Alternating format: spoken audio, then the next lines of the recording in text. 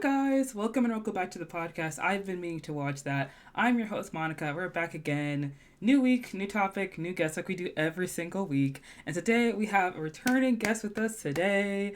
Guys, you most likely follow him on TikTok. You know, he does really awesome reviews on anime, TV shows, movies. He gives you quick fire reviews on new things that are coming out, so things he's been watching, some titles he's been picking up on. So if you're not following him on TikTok, go follow him on TikTok. And don't forget to go check out his YouTube. It'll be linked in the description down below. So please put your hands together and give a very warm welcome to Mr. James Rogers. Hey, what's going on? What's going on? Glad to be back. Yes, glad to have you back. It's so great to have you Yeah. back. And guys, today we're going to be talking about the best anime of 2024 because this year was a great year for anime. There are a lot of new titles that we're going to be covering, but before we jump into anime, we're going to jump into Media Mania, where we talk about new releases and entertainment news. And the first piece of news that I wanted to cover was about a new live action Gundam movie that has started production. It looks like let me not say this wrong. Bandai Namco Filmworks and Legendary Pictures have officially commenced production on the first live action adaptation of the iconic Mobile Suit Gundam series. Now, I actually started watching Mobile Suit Gundam very recently because I had a friend of mine, Joel, recommend it to me, and I've been enjoying it. I really like it.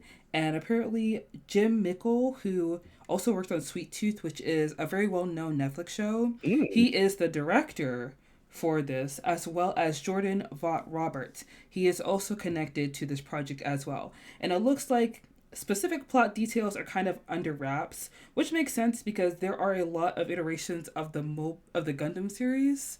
So Mhm. I'm excited for this, but it's also kind of like I want this to be good and I want to see it, but at the same time it's like Mhm. the anime is already so strong. You know, it's Yeah, like, do we yeah. need it? I always ask my question that when it comes to live action anime, that like, do we really need this? Like, Mm-hmm. is it something that is going to be done well? Are they going to have their research with it? Now, Sweet Tooth is a really good show. Yeah. So if the director is coming from there, if he did all episodes, then that's amazing. Um, but just looking at it, thinking about it, like you said, it's a lot of iterations of Gundam. You have Gundam Seed, you have Gundam Wing, you have Gundam Origins, you have Yeah. the new one that just came out, Gundam Requiem for Vengeance. I Mm-hmm. thought it was gonna be bad because I'm not really a big fan of the CGI animation, but it was really good. It was really good. So I'm gonna have my skepticism. Let me Yeah. get the word right. I'm gonna have my skepticism, but at the same time, I'm like, you know what? It might not be needed, but let's give it a shot. People trying to make some money. Mm-hmm. Yeah, I find it interesting that they're turning this into a live action because Gundam is very popular. I feel like in Japan, but not really here in the U.S. And I remember when my friend had brought up that he really likes Mobile Suit Gundam. I was like, "What's that?" And I had no idea what it Mm, was. And when I started watching it, started doing like research into it, started looking into it, I was like, "Oh, this is actually really good." And, like really, really mhm. interesting. You know, it reminded me of like not really like Yu-Gi-Oh, but there is that other like it's a little bit like Transformers, a little bit. Yeah, Yeah, yeah, yeah. With the shape shifting of the Gundam suit or the yeah, different components that they lock into, like a Zoid or something like that. But they America, they have our fans because I get requests all the time to go over the entire history of Gundam, and I'm like, that's a that is lot. a lot of hours. Yeah, As yeah, I give you, I give you this. I give you Gundam Origins.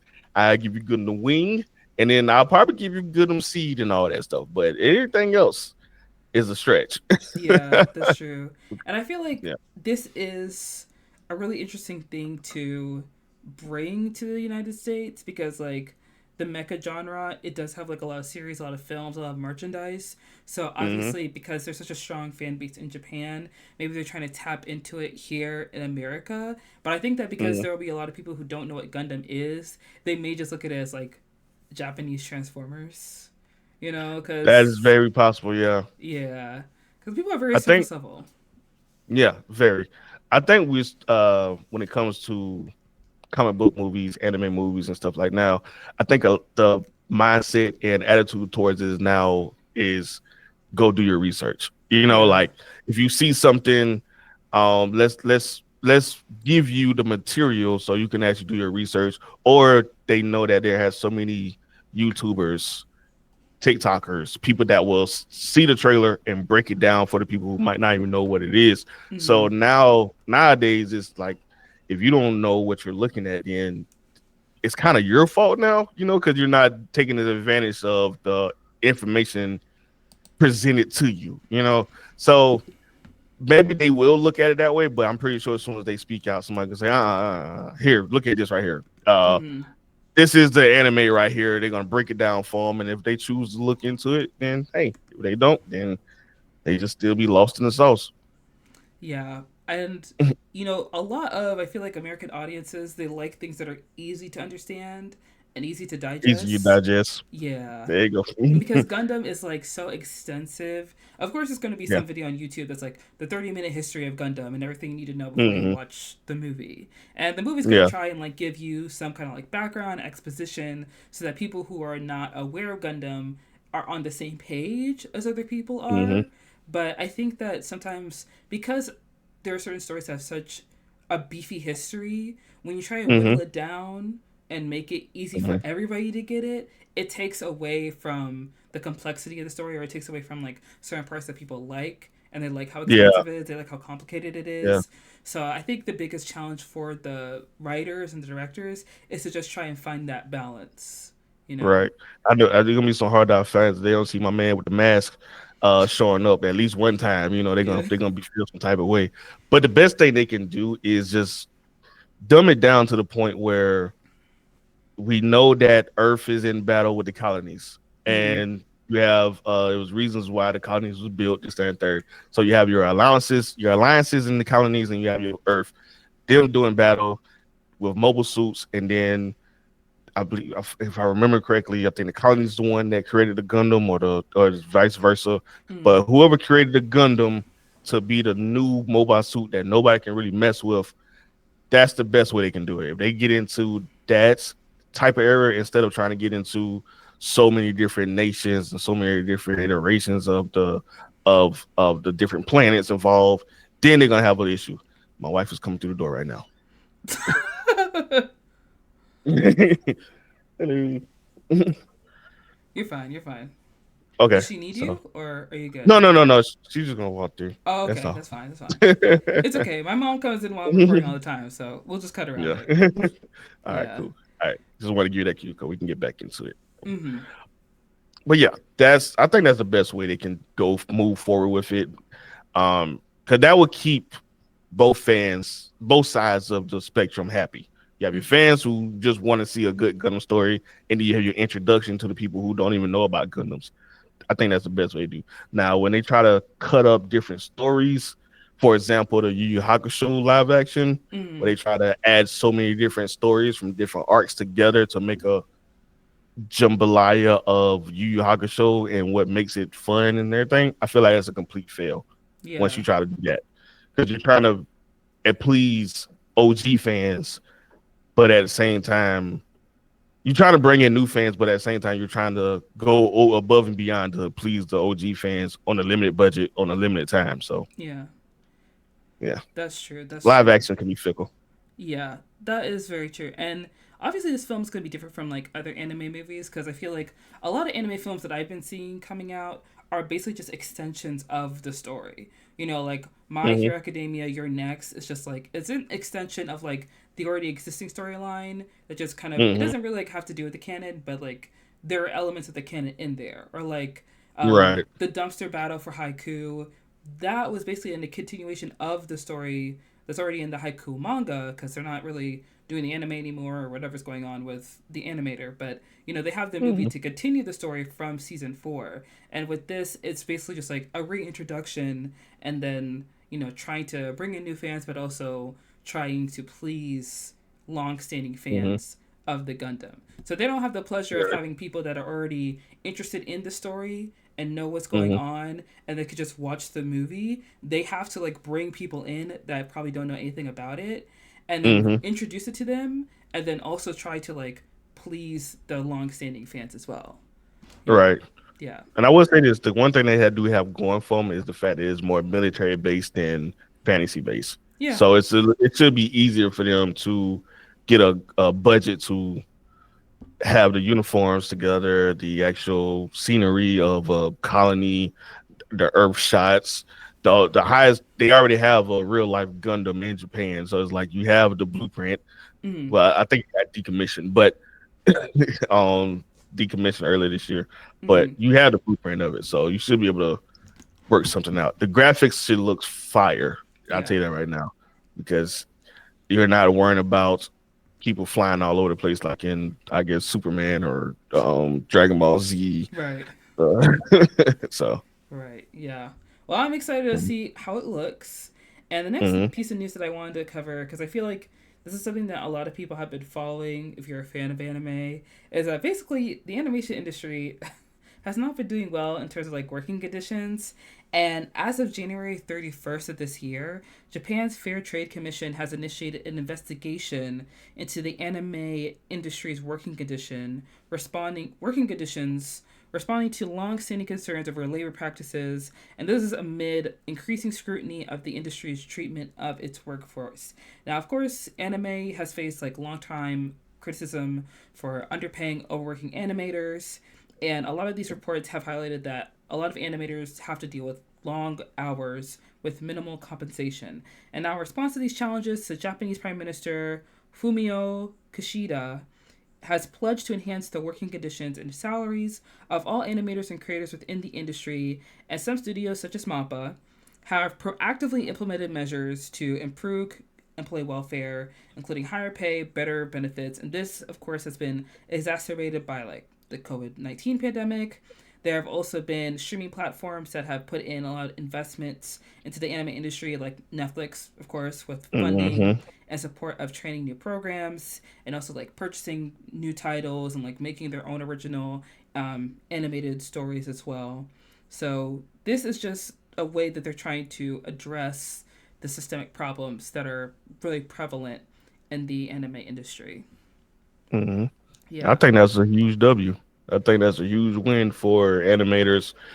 Something that we've been, noticing as over here on the state side, Mm. that just for example, Mappa will is having problems keeping up with release dates for all the titles that they have. Hell's Paradise, Yep. Dorohedoro, um, what's another one? JJK is a big Attack one. JJK Attack on Titan went through production nightmare on Yeah. how many times they had to stop, or the final season part 6, so it's huge that these animators are going to get fair compensation and hopefully some more fair time to be with their loved ones, and Mm-hmm. not having to work 13, 14 hours a day with nothing to their name pretty much. So that's a huge W.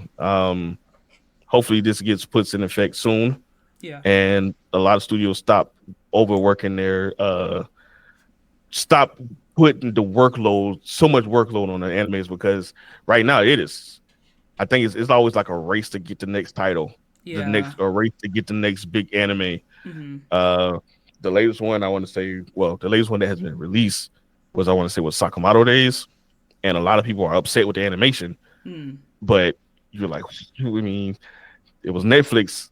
Decided, I think Netflix did the whole production of that one. If I'm not mistaken, I gotta go look and see what the actual studio behind them is. Hold on one moment.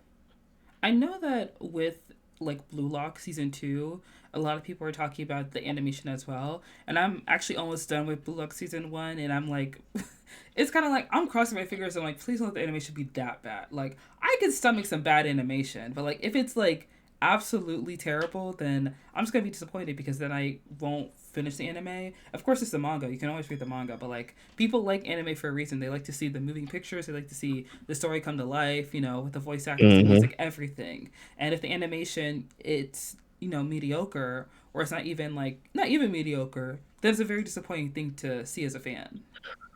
Well, I watched the first season of Blue Lock, and um, I watched the first season of Blue Lock, and I can say that the animation was better. I like the dub version. When I Crunchyroll let me see the movie early, so when I watched the movie, Mm-hmm. it was I noticed some CGI and stuff like how they use the movements and everything. I didn't really think much of it. I did call it out in my review, but I didn't get into the second season mainly because one, sports anime is not my forte for the most part. Like you mentioned haiku. I never watch haiku and I hear it Mm-hmm. all the time. It was like it was the best sports anime of all time. And I'm like, I just haven't watched it. But Yeah. just be living on the internet, you see the clips of shows all the time. So Blue Lock was on my feed a lot, and that was the number one complaint that it's just a moving audiobook Mm-hmm. for the most part. And it's like all the animation for the sports part was just impact scenes, and you might get a little movement, but then they finally got to the final episode, and I don't want to spoil it for you or nothing like that. But it was great for the final episode. So that is 100% production issues, 100% time restraints. They probably was on a deadline. They probably needed so much. They could probably only do so much. So for the final episode, they went god level, and that what people wanted throughout the entire season. But when it comes to management and production, sometimes their hands are tied. Yeah. And I gotta cut this timer off. Hold on, I'll be right. I'm sorry, I'll be right back. No, you're fine. Alexa, stop timer. Make sure I stamp that.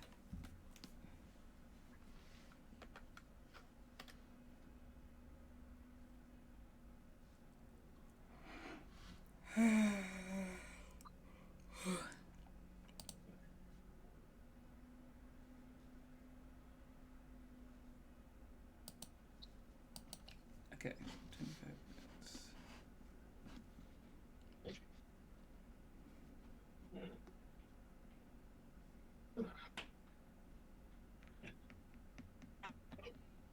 All right. Okay. Yeah, there we go. Yeah, I just wanted to say, I feel like this is really great because everybody knows. Like, I feel like when people talk about like the working conditions in the anime industry, everyone talks about Mappa because Mm-hmm. so a lot of people love JJK because it's one of the most popular anime that came out, especially when season two came out in 2023. So Mm-hmm. 2023, right? I think it was 2023, Okay, 2023 or yeah. 2022. Yeah, Yeah. so people have been waiting for season three. People have been waiting for the Zenin story arc film. Ever since the manga has ended, everyone wants the anime to pick up again. But because of the working conditions out of Mappa, and because of like rumors and things that have been coming out from the Mappa camp, it seems Mm-hmm. less and less likely that was going to release this year when people were talking about in 2024. So now people are looking forward to 2026. But it's kind of unlikely because the things that people are hearing are just kind of like word of mouth. There's not a lot of official statements coming out of Mappa. And as someone who loves JJK, like the ending, ah, but I do want to see. I want to see the story finish. I want to watch the anime, Mm-hmm. And there are many Yeah. times where I have to stop myself from rewatching the anime because like I miss the story so much, and Yeah. you want to see it come to fruition. You want to see it happen, but you don't want them to rush. You don't want it to be low quality. You want it to be the Mm-hmm. same quality that it was in season two because the Shibuya arc was insane. And to see Mm-hmm. that continue and see what happens with Yuji and Fushiguru and what happens now that like um homeboy from, oh my gosh, what's his name? Yuki? I always forget his name, but Um. Oh, Utah. Utah, yes, Utah. Yeah. Yeah. You want to see, the three of them, come into the Yeah. Go story go through the go anime. crazy. Yeah. Yeah, Yeah. but of course you don't want animation that doesn't match the same quality as it, but people want it in a certain time. And even when we Right. get it late, if it does come late and if it's bad, then it's like, what did I wait all this time for? Right. Like, Why? what is the reason that it was pushed back and it still came out looking like BS? Yeah. Just a quick um correction on my behalf. It wasn't Netflix Studios. It was TMS Entertainment who's done they've been working since the '60s when it comes to animation. So they Mm-hmm. did Dr. Stone, Honey Lemon Soda, which is a cool little romance. Um, Seven Deadly Sins. Oh man, I can't stand Seven Deadly Sins animation. Can't stand it. But yeah, they did one of my favorite ones that just came out in 23, Undead Unluck. They did that Mm-hmm. one, so okay, I can forgive them for Seven Deadly Sins. Yeah. Um, but yeah, but a lot of people just feel like their animation is not on par with what they thought it was going to be compared to the manga, or was Mm. certain panels and stuff like that, certain scenes that showed emphasis or impact. They feel like they didn't do a good job, and who knows, that could have been production things, because they Mm-hmm. do have a couple titles that are coming out, within the next few years. So they might be working on things already. And when it comes to Mappa and JJK, they had to release a Blu-ray edition of the Sukuna versus Big Raga fight. Shout out to him, my boy. To Big Raga fight, because the initial fight was so, it was still good, but it wasn't as polished as they wanted to be. So they released a Yeah. Blu-ray fight, the Blu-ray edition, that just made it looked phenomenal. So I get it, I understand, and I just hope that fans can be cruel. I Yeah. was saying that fans can be exactly cruel. And then, I mean, I've been one of the people that will talk shit about an anime, but my talk shit is more, sometimes if the animation is bad, I just be like, it's not for me. But if the story's bad, then I talk shit. But but fans, they will know the conditions that Mappa's under, and they still expect perfection. Yeah. And they don't care. They just, as long as they get they feel, and it's just, I'm like, calm down. These are working human beings who need time off, who needs their R&R, just like how you need your R&R or whatever job you are. You had, Mm-hmm. I mean, you. So we can just be a little more, show a Understanding. little more, yeah, a little more Yeah. understanding, show a little more empathy, and let's just see what happens. And like I said, this is a huge W. Yeah, I'm glad that this is being pushed forward because this is something that people have been talking about for a long time. I know it didn't just start with JJK, I know it's been going on for a while. And I hope that the move with Japan taking this very seriously comes to the US as well because, Mhm. Max has basically like shuttered the doors of Cartoon Network, like a whole channel that people loved and Yeah. watched and grew up on. And there were all the there was the talks about working conditions for animators for the production of Across the Spider Verse, and how they had to work like long hours. There were a lot of revisions that were being done, and this is something that happens a lot in America with film studios. It happened on the And Sonic VVX movie. on VVXs, yeah. Yeah, yeah, it Hmm. happened on the Sonic movie, the first one. It happened on the Marvel show where people were aliens. It was Uh, Secret Invasion, um, I think. Secret Invasion with Yeah, Samuel Jackson, yeah. yeah. So this Yeah. has been happening for a while, and it's not just Japan. It's happening within the film industry, and it's just because like they have to meet like these certain deadlines. They need to Hmm. release these films, get the money, and just like push out the product. But of course, you have like real people who need to like sleep, eat, benefits. They need to get paid well for their Hmm. work, and if the work is unsustainable and it's grueling and it's wearing on people, then the product that you're going to receive is going to be bad because they're Yeah, not in the condition to do good work. exactly. Yeah. It was talks during the SAG and SAG and writer strikes of Mm-hmm. the VFX crews going on strike, so they can start getting paid, because especially with Disney on how many projects they were greenlighting at the time that Right. needed great graphics effects and everything, they were also worried that AI might play a part in that as well. Yeah. We saw it. Right. I brought up Spider Verse just because, like, obviously, Across the Spider Verse came out. Did it come out this year? Came out 2023. I 2023. want to say Right. Yeah. And Cross the so, Spider Verse. Yeah. yeah. And so, Beyond the Spider Verse is going to be come out. I'm not sure if it's coming out this year or next year, but Obviously, like as a fan of the Spider-Verse films, I would like to watch them as soon as possible, especially because Across the Yeah. Spider-Verse was left on a cliffhanger, and It, yeah. Right. pretty pisses you off. But you don't want them to rush because you don't want bad quality work, and you want Mm, to, of course, watch the movie in like a decent amount of time since so many things are coming out like so spaced out, and like you don't want like obviously like the producers, the directors, they're scared that people are going to forget about the movie or they're not going to put it high on their priority list when it does come yeah. out. But you don't want the workers and the animators who are, working on this film to have to suffer under terrible conditions in order for this to come out. Because Right. I like the Across the Spider Verse, but Oh, when you yeah. find out like how production went and how unsustainable it was, you just want to hear that like people are under better conditions for a movie that you enjoy so much. You know? Yeah. Yeah. It's a bitter sting, when you find out that something that you love has terrible upbringing, something Yeah. like, you know what I mean? Like, so it's like, damn, I love it so much, but I hate the fact that they had to go through all this just to entertain me, Right. and you'd be like, you gotta bite your tongue and be like, what? I'm not gonna mess with Yeah, that's it. true.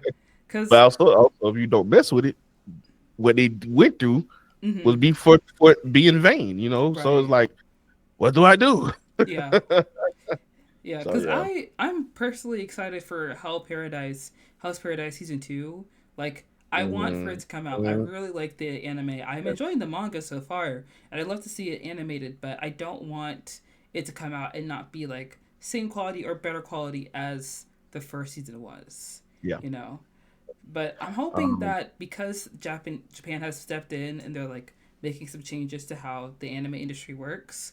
I want to see the mhm. same thing happen here in America because animators have been dealing with a lot here in the Mhm. states, and animated films, anime TV shows, they are a huge draw to so many people. Even though a lot of studios want to move towards AI, you know, when it's created by people and stories are for people, it's a lot better in the long run. Mhm. And to like just resort to using AI, which is kind of like just stealing other people's work and it's copying and it's Yeah. not as good. Even as AI improves, it will not be as good as something made by a person. Like you can have Right. AI make a movie that's like Studio Ghibli, but they cannot make the Boy and the Heron. They cannot make Princess Mononoke. Like they can't do Mhm. House Moving Spirit Castle. away.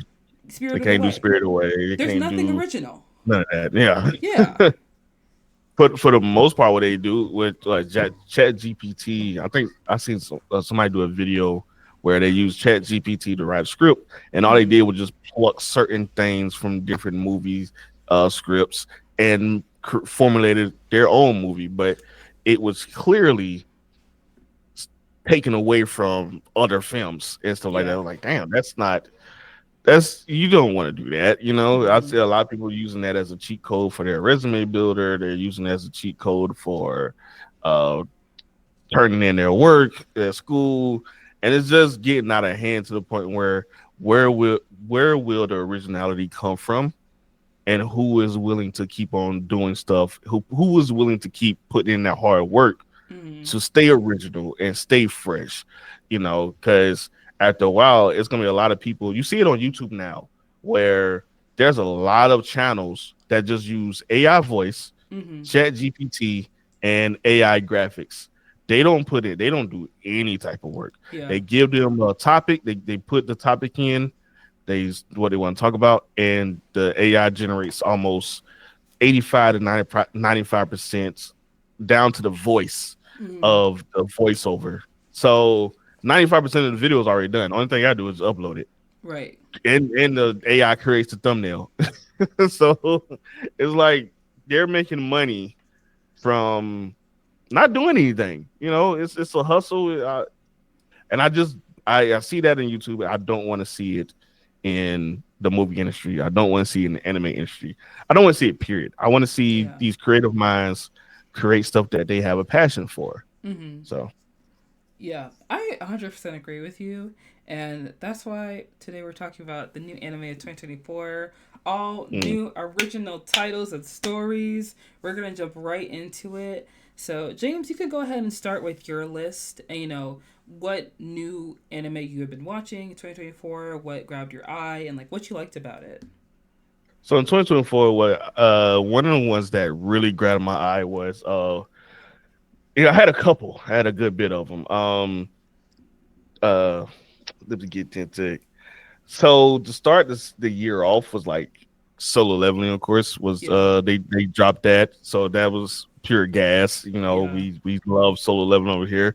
Um in that same year, Delicious and Dungeon was one that I really gravitated towards because I like the premise of it. I like the fact Mm-hmm. that they had to go, they out of money, out of time, they Right. had to go into the dungeon, and it was the main character's lifelong dream to eat monsters anyway. Yeah. So it was like the perfect scenario for him to where he can go fight monsters and Mm-hmm.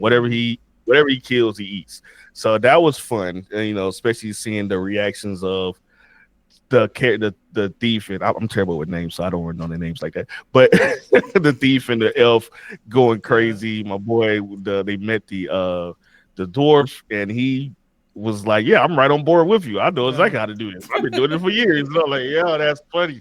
So that one is really good to me. Go Loser Ranger on Hulu is Oh, I heard really about that good. recently.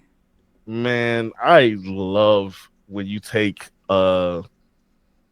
predominantly good type of protagonists Mm-hmm. in Power Rangers or if it's cops or whatever it is, and they have a dark side, like the boys Yeah. in a sense. Like the boys meets Power Rangers, where they have a whole system where they're fighting these monsters, and it's all a facade. That's all for fame and fortune. Mm-hmm. And they have an academy where they train to be rangers, and once you move up the ranks, you can either become to actual red ranger or blue. Well, I think they call it Mm-hmm. dragon warrior, and all of them are crazy because they want that number one spot. They want to be this and that thing, and they're fighting these monsters, but in reality, the monsters are already gone. They already Oh. took them out and everything. So the the actual protagonist is a henchman monster. Like in Mighty Morphin Power Rangers, the ones that's like Okay. the Yeah. little Yeah. clay rocks or whatever. Yeah. But he can transform and stuff like that. So he infiltrates the academy Mm-hmm. to get his revenge on them for beating them, pretty much treating them like slaves, beating them down Mm-hmm. every Sunday. They have like a big uh rally to defeat the monster of the week or whatever. Mm-hmm. And he's tired of it. He's tired of it. He's like, you know what? I'm gonna do something about this. But he's actually weak, so he has to really play Oh. mind games with him. And come to find out, there are other cadets that have different motivations, but Mm-hmm. they have like the same goal of becoming a better ranger. So Okay. he kind of teams up with them, Uh-huh. and it's really cool. I really like the theme of it. The other one that I got a whole list, but I'm gonna give you two more. um, did The Witch and the Beast come out in 20? The Witch and the Beast, Yeah, I think it came out this year. yeah, it came out in 2024. It came Yeah. out early. Yeah, Mm-hmm. That's it came true. out early. Yeah, so The Witch and the Beast is another good one. It's a gothic style animation. So you don't really see too many of those nowadays more. Everything is more like glossy and real Shiny, flashy. polished. Yeah, Yeah. polished. But this one has like a golf style to it. It's a little shiny, but it's gorgeous, gothic. And it's a Is it witch. like gothy, like same way Claymore or like Full Metal is? It's a little flashier than Claymore. Okay. Yeah, it's new style Claymore. That'd be the best way I Mm. can. Like it's the new generation style Claymore, where it's dark, gritty. Um, and the premise behind this one is you have a witch that's in an association. They get called upon when something supernatural happens in the world. Mm-hmm. They send out agents and everything. So this witch, he is assigned with this female who is actually the beast or whatever. Come to find out, she's actually a he that was transformed into a woman by a witch. Uh, Oh. so his thing is he's trying to get his body back. They have to either find a witch that can break the curse or the original witch. So his thing is he's assigned to this other witch, whatever, that can go and dispel the other witches, and they go to certain cities, taking care of things, hoping that they run into a witch that can Okay. help them.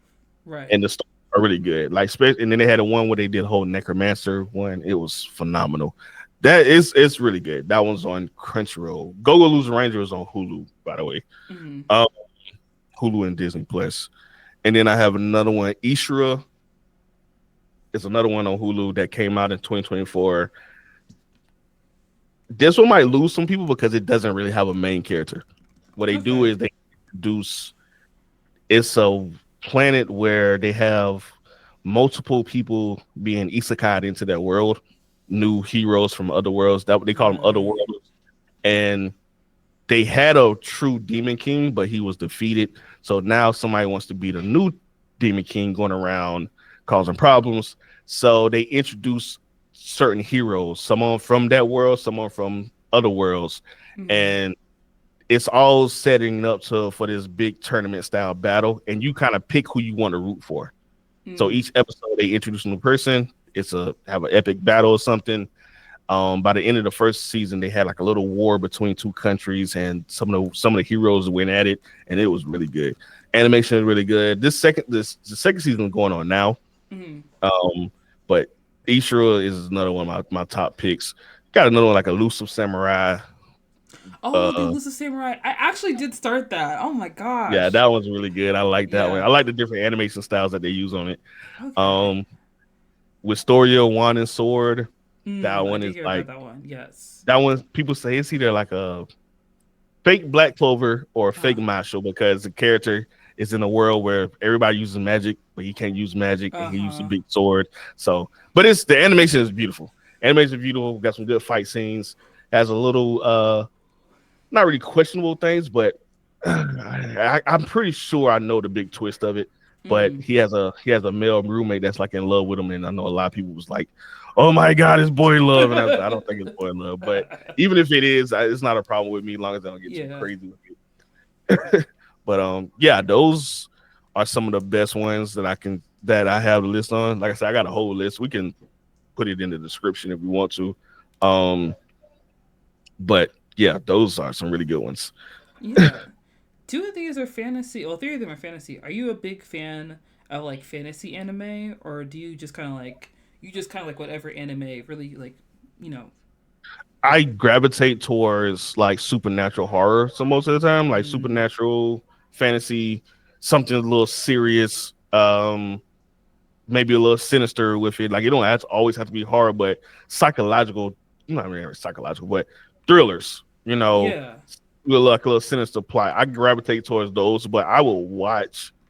Long as the first 3 or 4 episodes catch me, I will watch it. Mm. It has to catch me in the beginning. Um, I would try anything once when it comes to anime. Have you ever watched Tomodachi Game? Tomodachi Game, I know about it, but I haven't watched it. Okay. Survival, yeah, survival.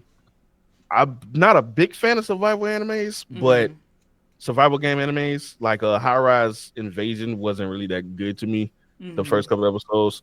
But I got called out for that one time when I did a review, and people was like, "Oh my god, doing like High Rise Invasion? That was tough." And I was like, "Listen, it didn't grab me. I'm sorry." Right. Right. But I did like Battle Game, 5 seconds Battle Game. I did like that one. I like Future Diaries. I Mm-hmm. like what's another one? Darwin's Game is really good. Uh, trying to think of another one that's like on the top of my head. Um, I can't. After that, like Darwin's Game, Battle Game, 5 seconds, Future Diaries. Mm-hmm. I know I'm missing one. But I can't really think of it right now. So you said one of these is a isekai, right? They have isekai characters. Like it's Okay. yeah, you're within the world that these people came to.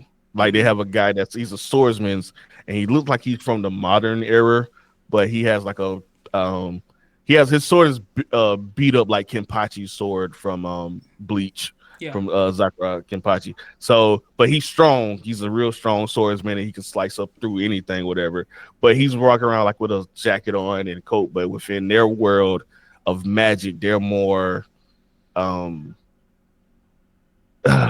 they're not like Victorian era or nothing like that, but they're more like wizarding character wizard. Some certain areas are more like wizard academy school era. That's like the first episode. You meet a girl, she's in the academy with her Mm-hmm. friend. Some crazy shit happened to her, her friend. And then you go to another part of the place where it's more like village style, where it's I'm trying to think of what like the era would be, where it's trading and people have like the fruit basket cards, like a Airbender, like Avatar Last Airbender, Uh-huh. that type of time period. Like it's Right. more village based, but it's buildings and stuff, but it's not like technology and stuff like. There's still horse carriages and stuff like that. So they these outer worlders come in there and they have certain powers. Like one of them, he is very quick. The other one, she Mm-hmm. uses a mech spider robot. Mm-hmm. She has a like a neural link to it. Another guy has an angel that looks after him. Like he like every time somebody try to kill him, his angel just kills him. You can't even see her. Like she hides from him and stuff like that. Another girl, no matter what she says, comes true. Like that's her power. Like she can say, Really? yeah, she can say, all the air in your lungs is gone and you just start suffocating. Like that's her power. Like she's OP as hell. Oh. So I think they call her like something to whisper or something like that. They got like a 3-armed dragon wyvern. He's not a dragon, but he's a wyvern. Mm-hmm. He's flying around collecting all types of artifacts. You know, he has this one sword that can be this length and then it chains out like, a chain or whatever. It's real good. It's a lot of different characters. Like I said, some people might not gravitate towards it because they need that one person that they can hold on to. Yeah. But this one is more like we introduce this character, we introduce this character, we introduce this Yeah. character, and you pick what hero that you want to root for, and then when the battle happens, best man wins. Mm-hmm. So Yeah. That's different from like, I guess the first example that comes to mind for me is like My Hero, because you have Class One mhm. A, and like there are all the different kids in Class 1A, but like we're following Izuku. It's his Yeah, story. yeah, So it's not yeah. exactly like that. You're just following everyone's story. Is there like, Hmm. how in Blue Lock there's Jinpachi Ego? He's like in control of the Blue Lock experiment, kind of. Is there something Yeah, like yeah, yeah, that yeah. in the show? The narrator, most Okay. for the most part, you have the narrator. He'll come up and start saying stuff about like this is who this person is, and they'll give them their name. But the common theme is that a battle is about to the tournament of heroes is going to happen. That's the Okay. common theme. Um, in the first season, we did see a general that was getting ready to have, like I said, it was a war. At the end of the season, it was a war between two countries. A Mm-hmm. country that broke off, a person broke off from one country and started her own countries because she wanted to be known as the true Demon King, the next true Demon King, and she ended up going to war with her original country. But and we see her throughout the season, so one might say that she's the main character, but she didn't. She's not. She's just a vocal piece to get Okay. everything aligned. She's So kind in a of like, sense, kind of like that. she essentially is like the tipping point for the conflict, but we don't know her well enough to like consider her the main character. You could say. Yeah, yeah, yeah. Oh, okay, that's cool. It's based off a light novel, a Mm-hmm. couple of light novels, which I've been meaning to read. Yes, mom. Well, go ask mommy. I'm on the phone call. I'm gonna call right now. So yeah.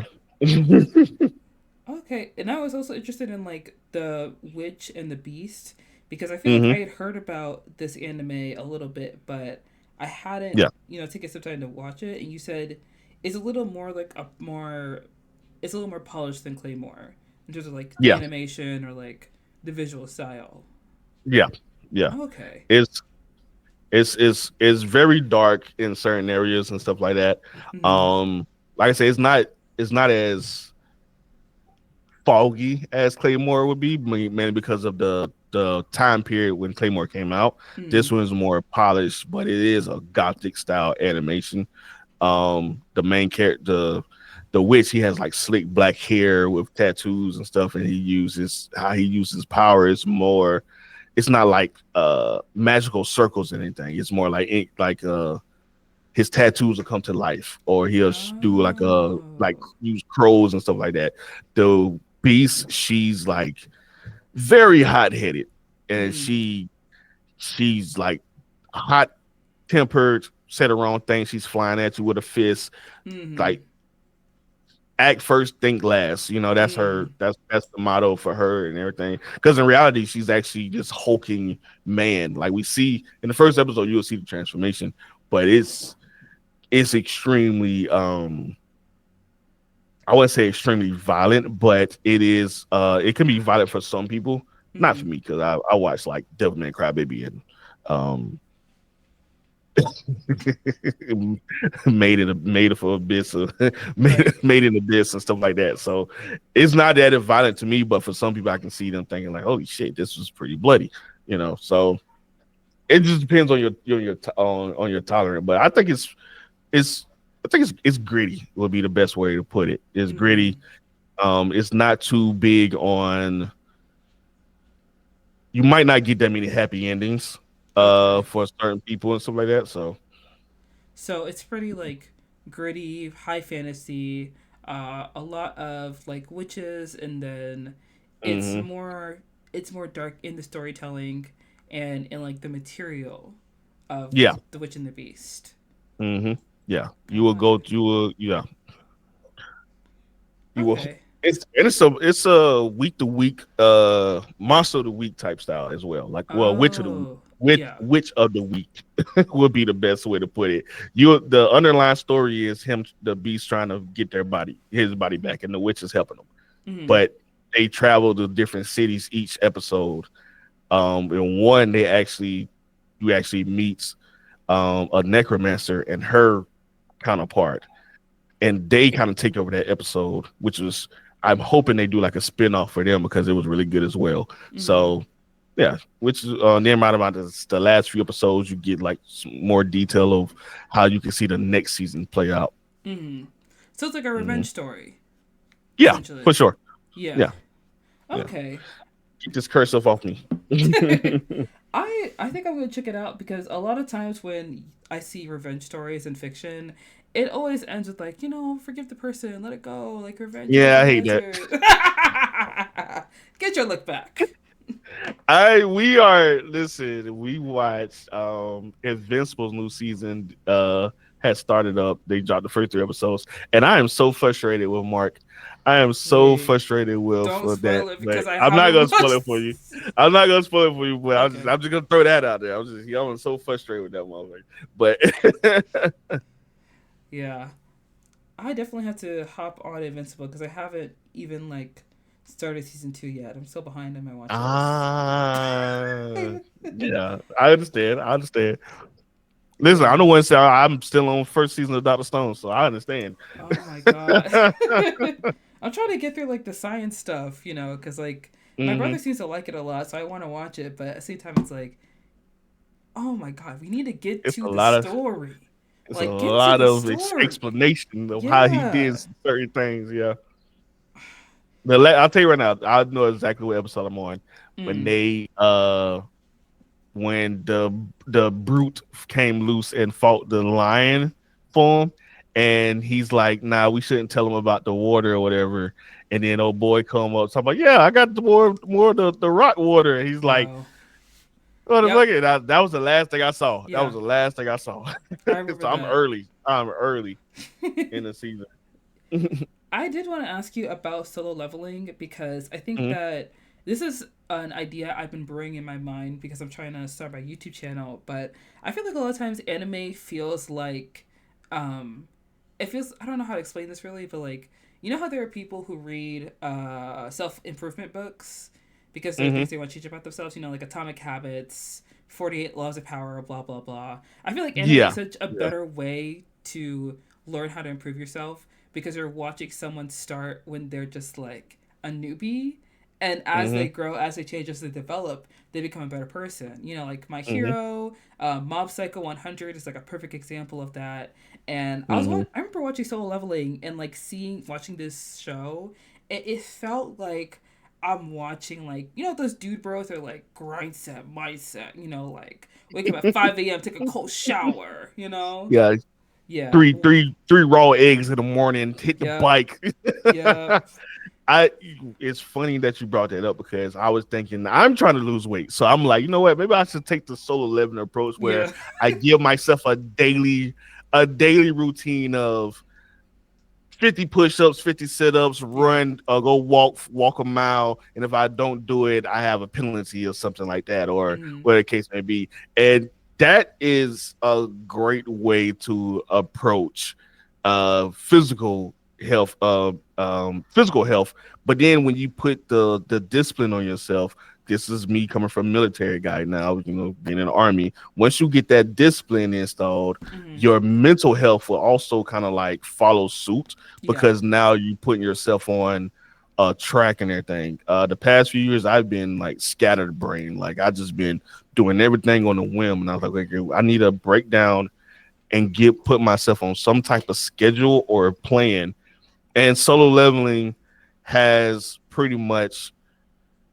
I mean, of course, I'm not going to be jumping 50 meters in the air or nothing like that, but I'm Mm. pretty sure I will evolve in some type of way to Yeah. where now I'm more disciplined, now I'm more fit, I'm more healthy, mind, body, and soul because I'm putting myself through this rigorous training experience. And some people can do the same thing with that, with going to the gym, doing their daily workouts and everything. So I think you are 100% correct that anime has help a lot of people feel better about themselves Mm-hmm. or get them to the mindset of helping themselves because they see their favorite character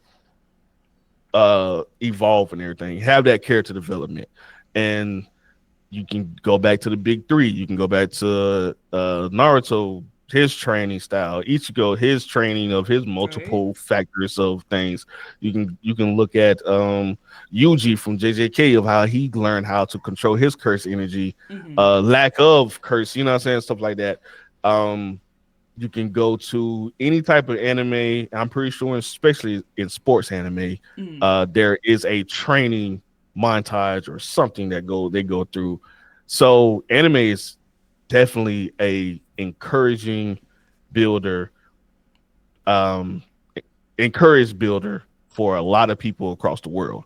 Yeah. So yeah, 100% agree with that.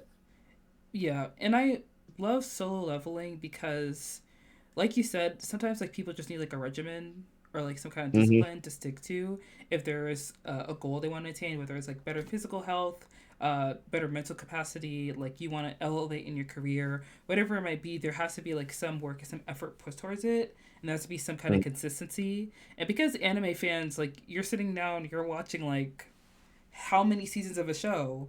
So you're watching this character arc grow and you're seeing all the work that they put into it. And like for Hmm. you, it's just like it's a TV show, someone you're like wanting to emulate. When it's yourself, it feels so different. And I think with solo Yeah. leveling, it's so interesting because we're watching him literally like level up. And Hmm. though it's not even like the level up, it's the words that he uses, it's the language that he speaks, it's how he Yeah. refers to himself that I have seen in Hmm. like other self-improvement like videos, like Andrew Huberman, or like who's that guy, he wrote the book Can't Hurt Me. He's like I'm Dark not familiar Marine. with them. Crap, I I forgot think I his know you're name. talking about. Yeah, But I will have to look them up. his name's I like always think of, I always think of Dr. E. um, he's a no. good motivational speaker. Oh, it's David Goggins. Oh, okay. Yeah. Yeah, people like Yeah, that, yeah, yeah, yeah. they're very like self-motivated, and Hmm. they basically they have kind of built this career off of being able to build themselves into people who are like incredibly resilient. And because when you see someone like that as a human being, you're like, well, they're different than me. Like, I'm not like them. Hmm. And I think that in watching Solo Leveling, like Jinwoo, because he started off as like he like for those who don't know, because I forgot to even talk about Solo Leveling, but Solo Leveling, it's an anime where it follows like it's this anime set in this world where you can become like a hunter. Like Hmm. you is in a world where humans have magical powers and they could take on the job of a hunter, entering gates and dungeons to slay monsters. And when you're in school, you take a test, or like they do a scan on you, something like that, to figure out what kind of level hunter you are. And Evaluation. yeah, evaluation. And Jinwoo, he was a level E hunter, which means he's like the lowest of the low. So he would only go on easy raids. And people or other hunters, whenever they would see him on a raid, they're like, oh, this is going to be a breeze. This is going to be easy. Because easier. And he can't even do anything. But one day, they go into a dungeon. It's super easy. It's fine. This guy, he can't even kill a low level monster. Like, that's how weak he is. The healer girl had to kill the monster for him and then heal him because the monster tried to beat him up. And then they found a hidden dungeon within the dungeon. And then that dungeon was Mhm. on another level. And that's when Jinwoo finds, like, you know, I don't know how to explain it exactly, but like something happens and I Jinwoo got you. he's almost gone. And then, Yeah. there is an entity in the second dungeon that's like, do you want to stay weak or do you want to be a boss?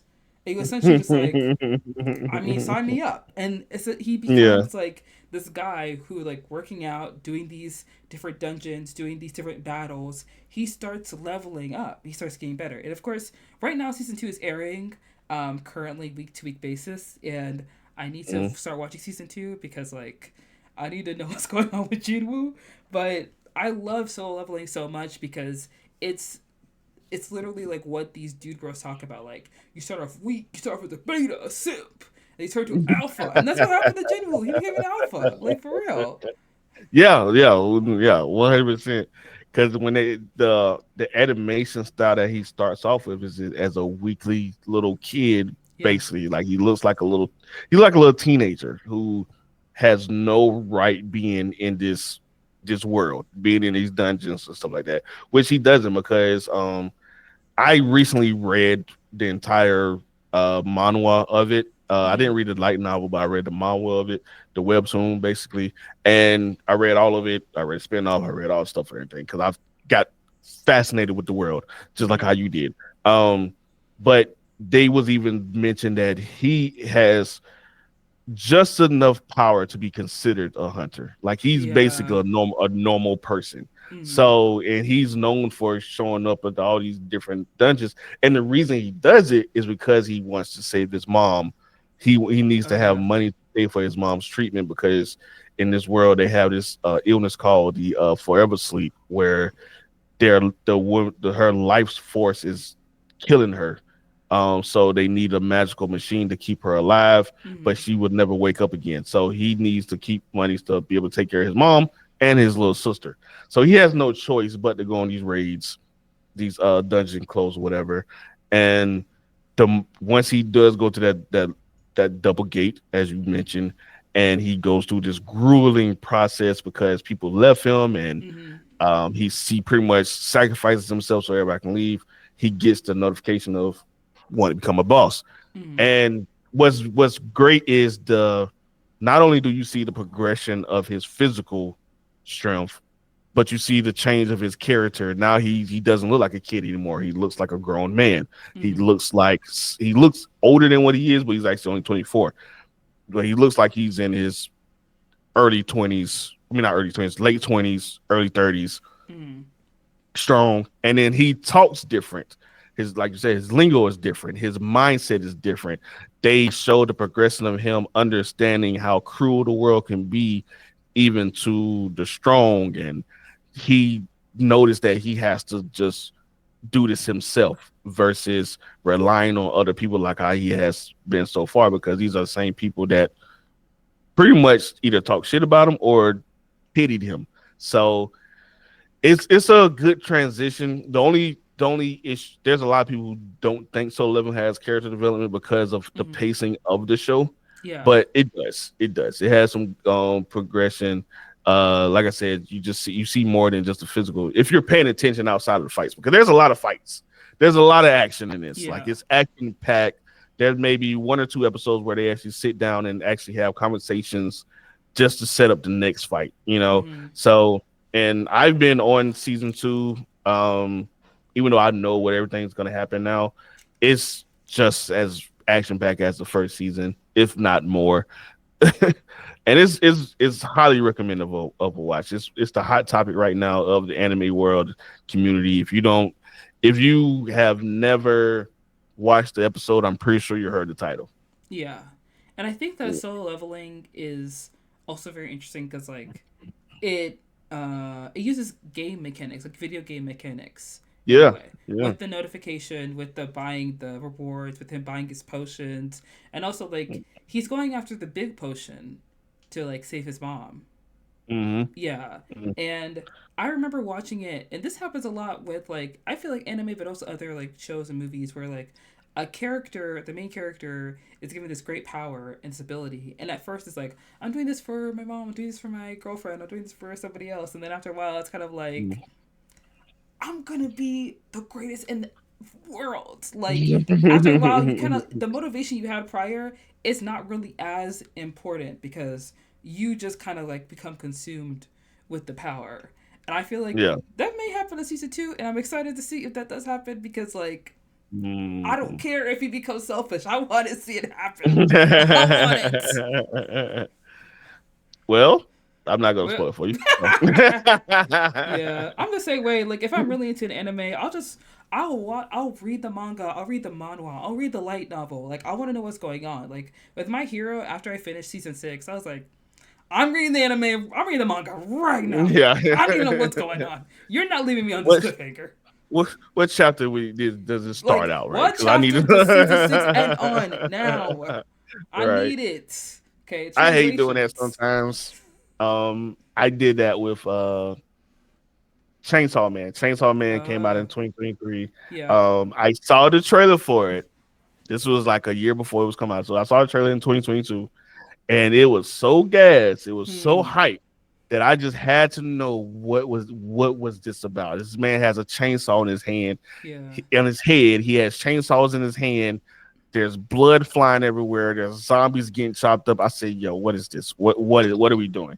So I went and bought the physical copies of it. Wow. I still have them back there, the first volume. Um, and I it was a page turner. Like it was Ah. straight page turner. I went through book to book to book, and I was like, and at the time the full volume went out. I think I was on chapter 9 when I finished it. I was like, I can this when's the next chapter come out? And then Yeah. it came out and I bought it. And then I was like, yo, this is gonna be everything. And when the anime dropped, now I'm looking for certain things to happen and I'm Mm-hmm. starting to nitpick and stuff versus just sitting back and enjoying it. Yeah. Luckily, it was a great adaptation. They did cut out a couple things I noticed. Like they cut out the muscle demon in the very first few chapters. Mm-hmm. But didn't really matter. It just I was cool with it. But it was still great. Now with solo leveling, I finished I read all of it within episode 5 and episode 6 of this season. So when episode 5 happened, I was still ignorantly bliss. I loved it. Episode 6 happened. I wanted certain things to happen. I was like, damn, I done did it to myself. I done spoiled it for myself. I'm not sitting here just Mm-hmm. waiting for something to happen. I Yeah. know what's gonna happen, and then when certain things didn't happen, now I'm disappointed, and that's exactly what happened. Some things was left out Mm-hmm. of the panels. Some things were just glossed over, and I was like, why would you do that? But I'm still enjoying the anime. I still enjoy the episode.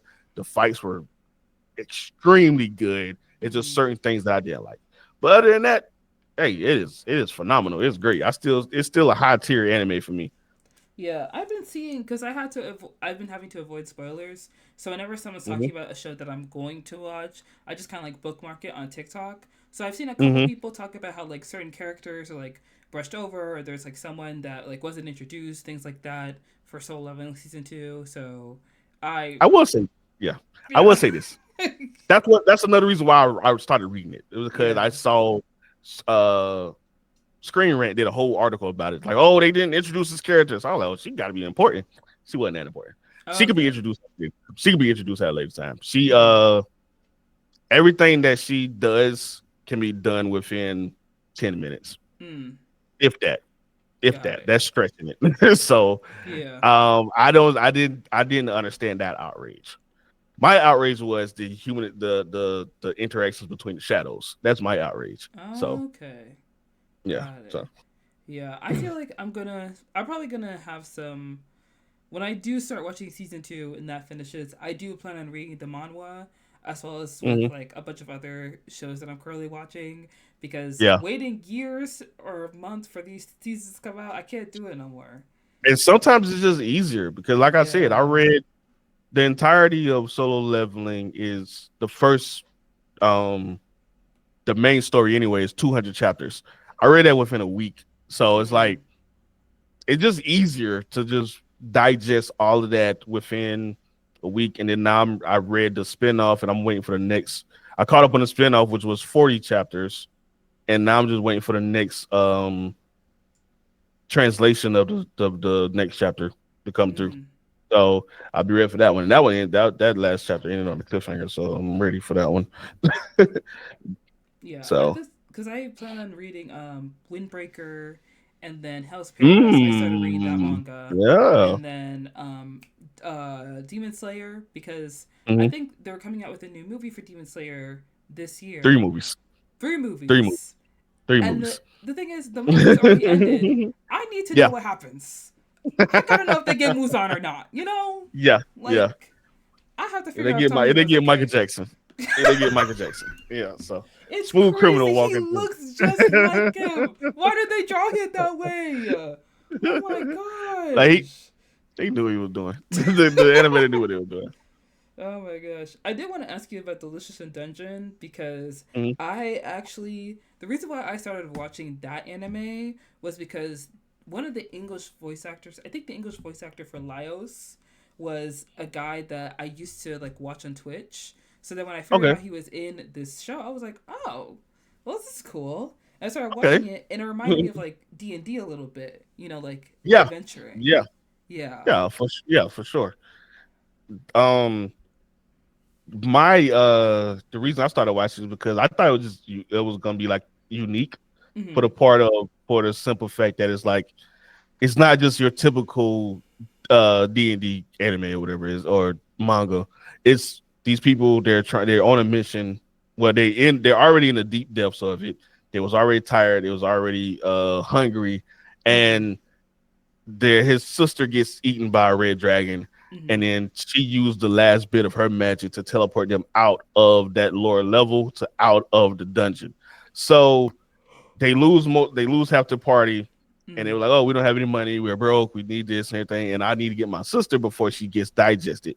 And I Yeah. thought it was, I was like, "Why would they go back? Like she's dead, right?" Like that was my mindset. But kind find out, your soul is bond to that dungeon. Long as you can get back into your body, you can be you're fine. Yeah. And I was like, oh, that's pretty cool. That's neat. You know what I'm saying? So, like, you die outside the dungeon, you're dead. You're gone. But if you Mhm. die inside the dungeon, as long as you still have your body, you're good.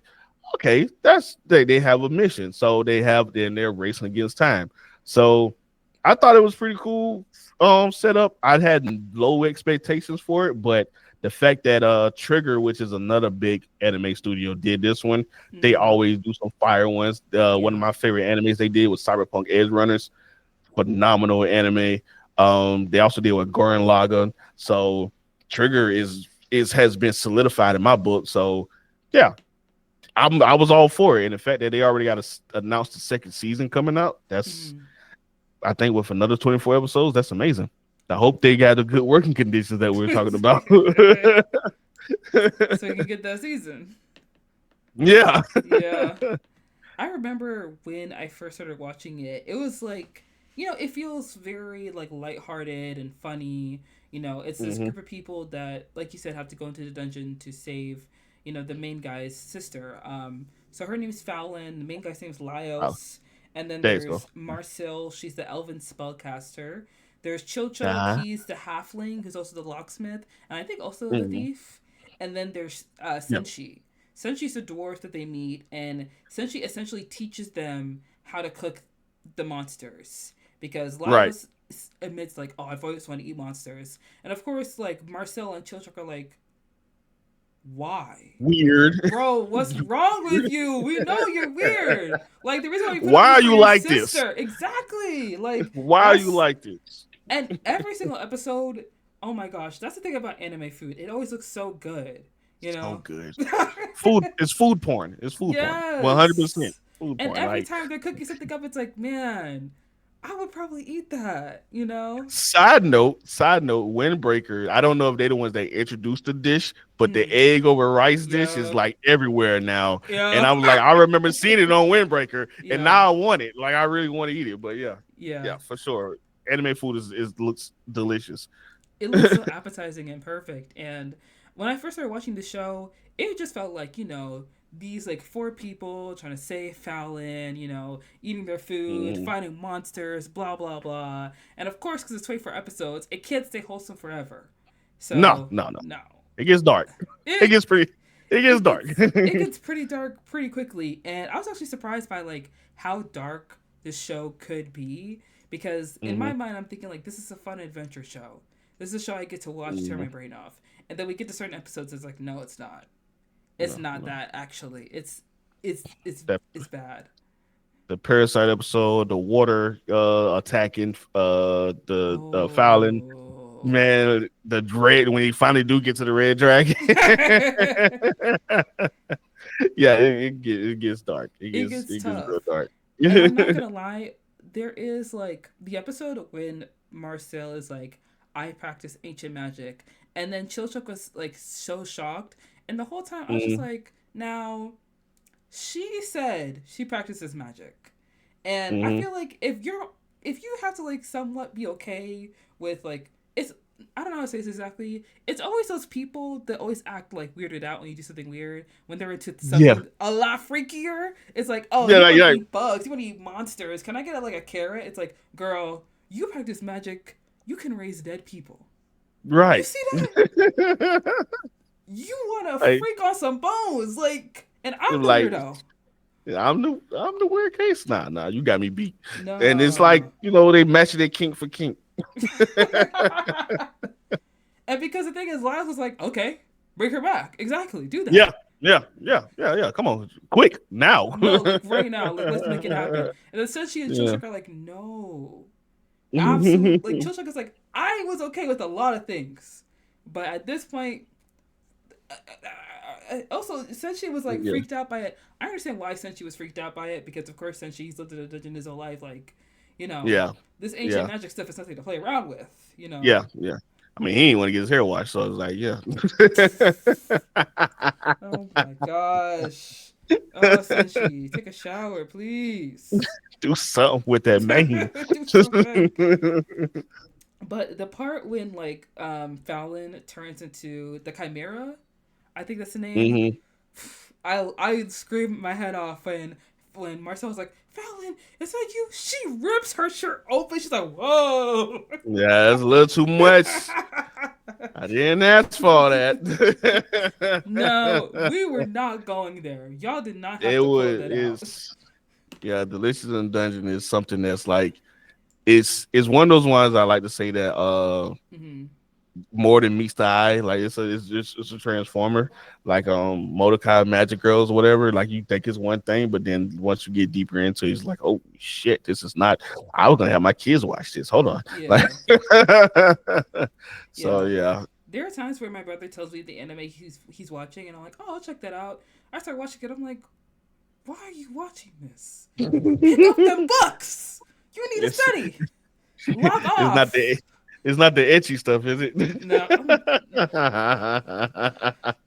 No, like I started watching My Hero because he told me he liked it, so I started watching it. And I'm like, oh, this is a fun Mhm. show for kids. Like these kids want to be heroes, and the next thing you know, it's like, oh, they're You got sending these Stain kids. running around. They're sending these kids to war. Like Yeah. y'all got a 15-year Yes. old with glasses that wants to kill somebody. Like Hmm. actually on the manhunt to kill somebody. Like Ida, Hmm. go home. Your That's brother one thing needs you. about that's one thing about anime shows though. Like they kids grow up fast. Yeah. Like they put them through hell. That's why a lot of them start in high school, and Mm-hmm. it's mainly because their culture, the Japanese culture, is they put a lot of trust on their young children. Like a lot of them it be in high school living by themselves.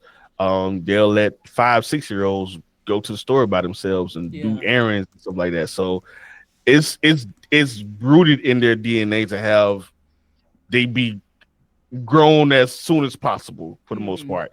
So it's understandable why most of anime, some of the most horrendous shit you'll see happen to people are the younger crew. You know, Yeah. they go through some crazy stuff. So I think it whew, was one of it's the sad though. it was one of the Mobile Suit Gundam series. I think it may have been Mobile Suit Gundam Seed that I was Hmm. watching, where like the kid he gets into like the suit and he starts Hmm. fighting because like he kind of has to, and they're like, okay, Hmm. so you're part of the army now. It's like, hold on, I'm Yeah. 16 years old. I just did this once. I don't know anything about this. And they're like, no, no, no, no. We need you to fight this war. So Yeah. get in there, get in there, get to work. And Orphans. Yeah. Orphans is like that too. Gundam oh, see orphans. Well, Gundam orphans, where they pretty much just threw their kids under the boat. yeah. They was gonna sacrifice them and stuff like that.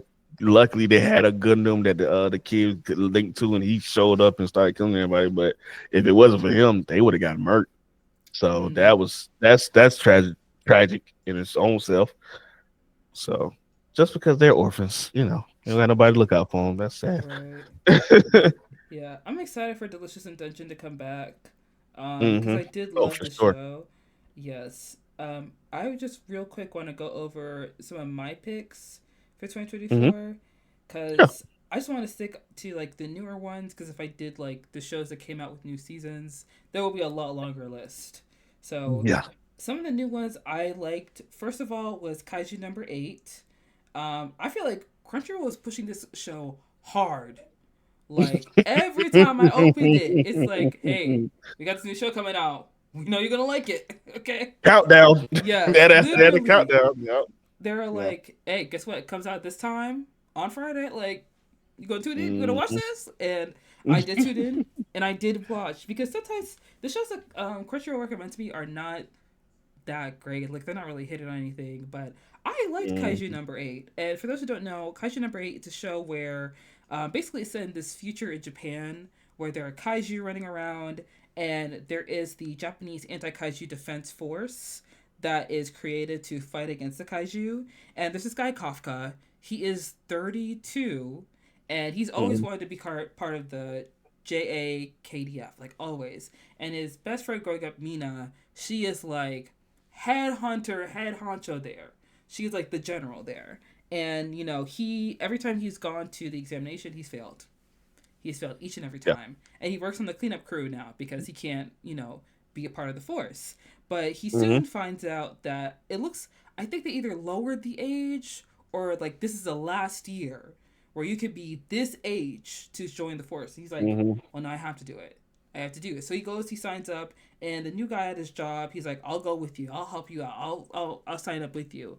And there is an attack that happens where they're cleaning up, and essentially he becomes possessed by a kaiju, and he's half human, half kaiju, and he's joining the Japanese anti kaiju defense force. So he's Mhm. trying to like be on the force. He's trying to show he's got what it takes, but at the same time, he is literally the thing that they are hunting.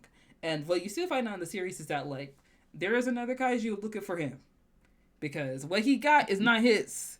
He needs it back. Yeah. And I think I like the show a lot because Kafka, he's funny. He's a lot older than most shonen. I think the show's a shonen. He's older than most shonen I think it is. protagonists. Yeah. Yeah. Yeah. He's in his early 30s, He doesn't give Yeah. like he doesn't give shonen vibes cuz shonen vibes are like young, spry, ready, bright-eyed, doesn't know what's wrong with the world yet, is about to get their heart Mhm. broken. And Kafka, he's old, he's kind of lazy, his apartment's a mess, like he's a bum. He's given up on the whole idea of things. So Yeah. just it was more it was after the attack that when he was in the he showed like he made up his mind that he was gonna go ahead and get back into it. As soon as he did that, that's when the parasite comes and Mm. possess him, Yeah. and it's it's hilarious because he Yeah. don't know how to act at first, and he has to go through this whole little getting used to it basically. And the they go to the training area. They go to the tryouts and they meet the girl that's like the she's gonna supposed to be like the number one recruit because Mm-hmm. she's the granddaughter of the actual general of the J a no, not the granddaughter. She's the daughter Mm-hmm. of the actual general, the top general, and Mm-hmm. his childhood best friend is the one like she's like the number one commander in there, and it has a great setup. It has some great storytelling. The characters are funny. You get to know them, and this is the one that actually did put over solo leveling in 2024. Um, uh, Mainly because of the story and the Mm-hmm. characters. Because solo leveling doesn't really have that in that first season. It's more just all about Jin Woo leveling up and Yeah. him doing his thing. This one had more of a complete was more of a complete anime to me. Mm-hmm. Far as fighting, action, story, character development, characters in general, because it's by the end of the season you have a whole platoon of people that you can to get to know of and talk to. Like my boy with the pink hair, he got the shark teeth, whatever. He's a good character.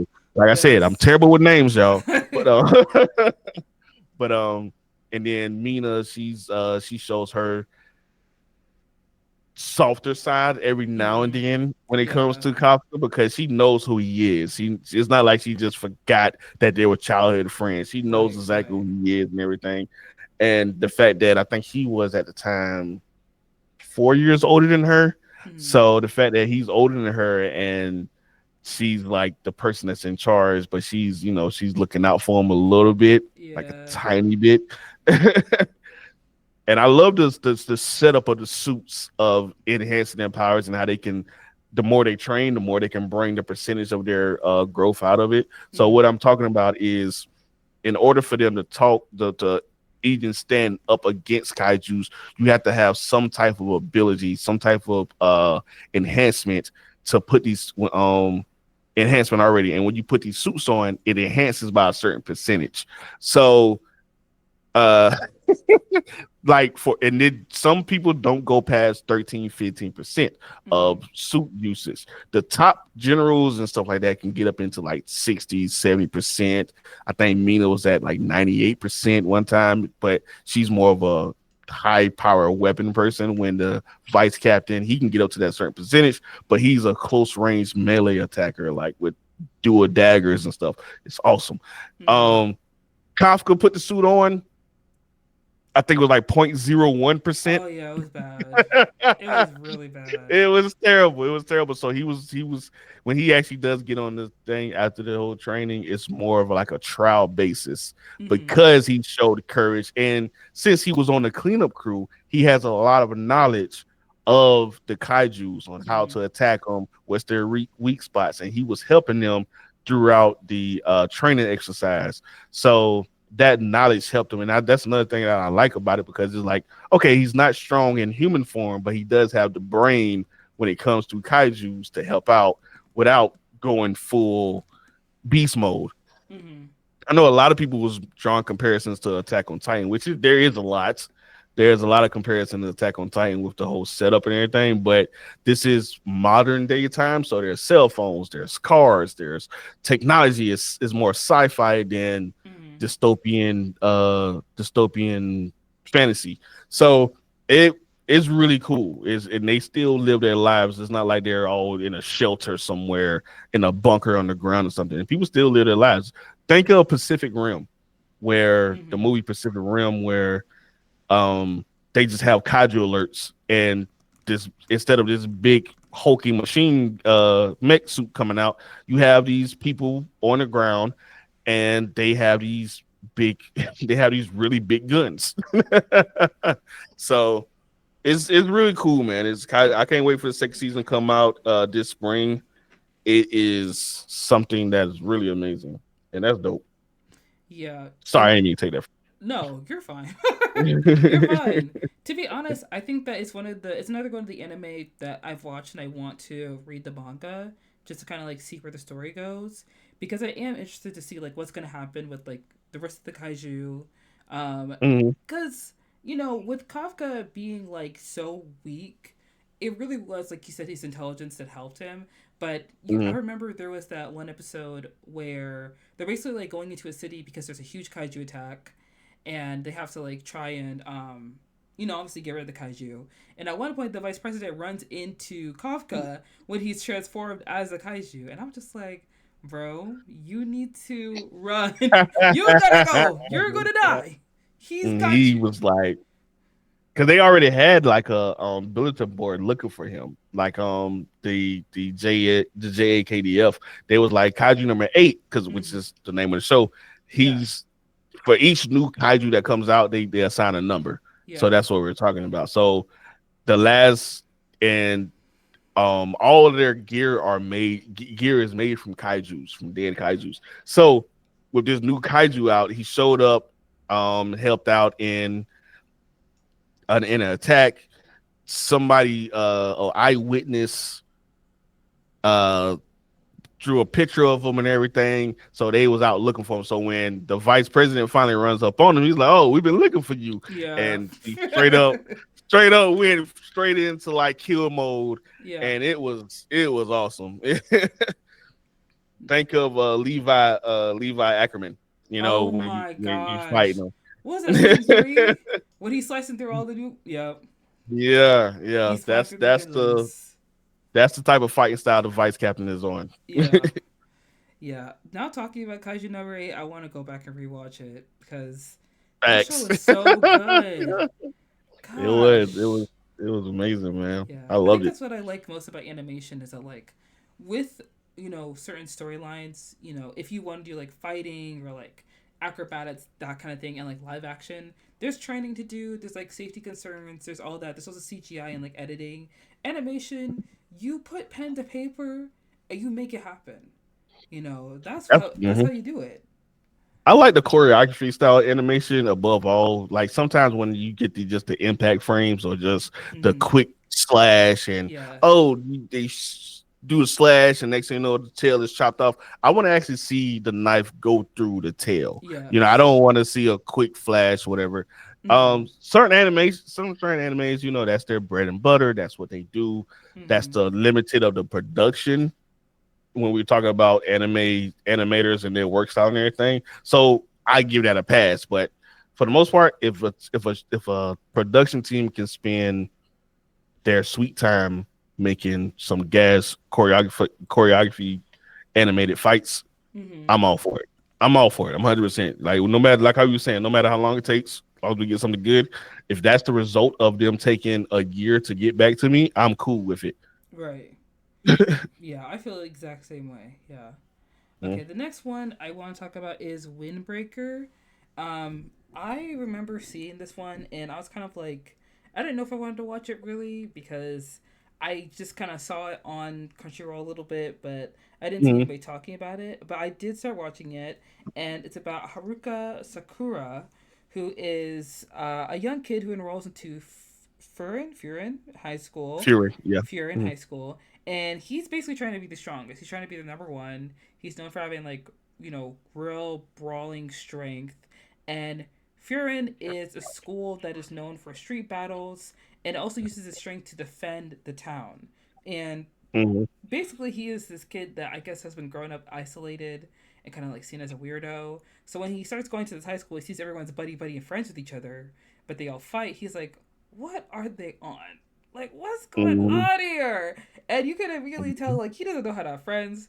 He doesn't know how to talk to people. Like the socializing is not that great. He Socially can fight. awkward. Yeah. Yeah, Oh, yeah. yeah. He can fight like nobody's business. That one scene, oh my gosh, I don't know if it was the first or second episode. I remember which episode it was, but there's a one scene where Probably he the first starts episode. fighting people. Yes, and like when he starts going off, I was just like, this animation is crazy. This fight choreography is crazy. Like you can't stop watching it, And I was just watching. I was enraptured with how like he Mhm. kicks him, launches himself off, kicks, dodges, punches, like steps to the side. I'm like, what? What? It was The insane. camera work was insane. Mm, it Because was. it was It like was. spinning around the whole time while he's like doing it. It's like, oh my god, this is beautiful. Yeah. And Hmm. I absolutely loved the show, and it was so funny to me how every single time I don't know if it was like, I guess the head boy or like their number one fighter. He was just so nice to him. He's like, why is he being nice to me? Like, what is this dude Mm-hmm. doing? He's growing vegetables in the garden. Like, should we be Yeah. fighting each other? He was so Yeah. confused the whole time, and it was kind of sweet, but also like when we get to the middle of season one, and it's basically like the brawl between like the two schools, I guess, and they start doing the fight like one on one with each other. Mm-hmm. I was just like, this is intense, but this is what I Mm-hmm. signed up for. That's what Yeah. I signed up for. Yeah. Did you watch Windbreaker? Yeah. Yeah. I did. I think I didn't watch the last episode though, but I did watch for, like all the fights and everything because I was Mm-hmm. trying to figure out how they're gonna because the second season is already announced. So I'm like, they're gonna do a second season, but we're gonna find out. Well, it's a Yeah. whole manga out there, so um, yeah, I loved it. I was like you. I'm not really big on delinquent animes. Uh, Mm. Mainly because I don't know, it don't have that fantasy level to me, or supernatural, or sinister plot types. Sometimes I think because I think of like Tokyo Revengers, where he goes back and forth in time to change up stuff he did, and he's not really this and third. Because a lot of people, I think when it first got announced that it was coming out, a lot of my followers were saying like it might be like that since it's a delinquent enemy, and I'm Yeah. like, this might not be it. So I'm watching it, and like you, I was like, okay, he's been shunned. He want to be here. He want to be the strongest. That's okay. We got like a little Naruto vibe going on, little evil Naruto. Mm-hmm. Uh, and then him and the dude was talking. He just punched him in the face. I was like, oh, and then they just get active. I said, oh, whoa, what Yeah. the fuck? What's going on? He does So not then, like care. then the next episode, it was just like that, and then they meet the. I don't know if there was another school or just guys running around with a different colored jacket, but they had a turf. They had Sakura and them. He beat somebody up on their turf because the other dude was just beating the shit out of his own person, and they had a one on one. I was like, oh, I'm so hyped for this fight. Like they it did a real good job of hyping up these one on ones, Mm-hmm. even though you're just not meeting these characters. Like the head of the other guy, he's like a little kid. I was like, we supposed to be so scared of him? Like he's a kid.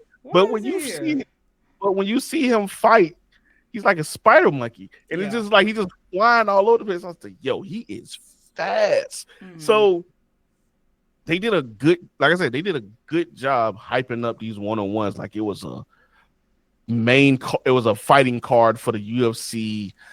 When you got the main fight at the bottom of the two heads of the group, you Mm-hmm. had Sakura fighting the second lieutenant with the glasses, and you had oh my god, the one with the eye patch, when he Yep. started fighting, I was like, yo, he took old boy to school. Like he was just teaching him, like, yeah, this is why you don't do this. And he just Yeah. hit him with a bunch of, I want to say it was Tai Chi or Tai Jutsu or something like it was something.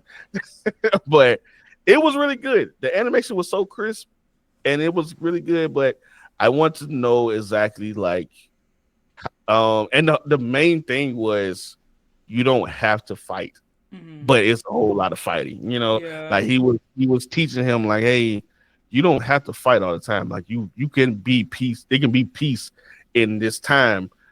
And fighting doesn't have to be used for straight violence and stuff Mm-hmm. like that. So it was a message there as well. So I'm like, okay, I can get behind this. I can get behind this. I loved it. Yeah. I actually really liked the fighting style as well with the one on one because it did show the different like fight styles that they have with like the different characters. And Mm-hmm. also I knew when that little boy came with the eye patch, he was like so smug. He was like, he's trying to be all nice. I'm like, no, you're evil. You put him in a fight, he breaking bones. Like he doesn't mess around. And I like that Yeah, not at because all. it looks like the fights look like they're well choreographed, but there's realistic martial arts techniques in the fights. Because I don't want to Mm-hmm. watch an anime and they start fighting. It's like your arm does not bend that way. You can't step Right. that fast. You can't move that fast. That's not how it works.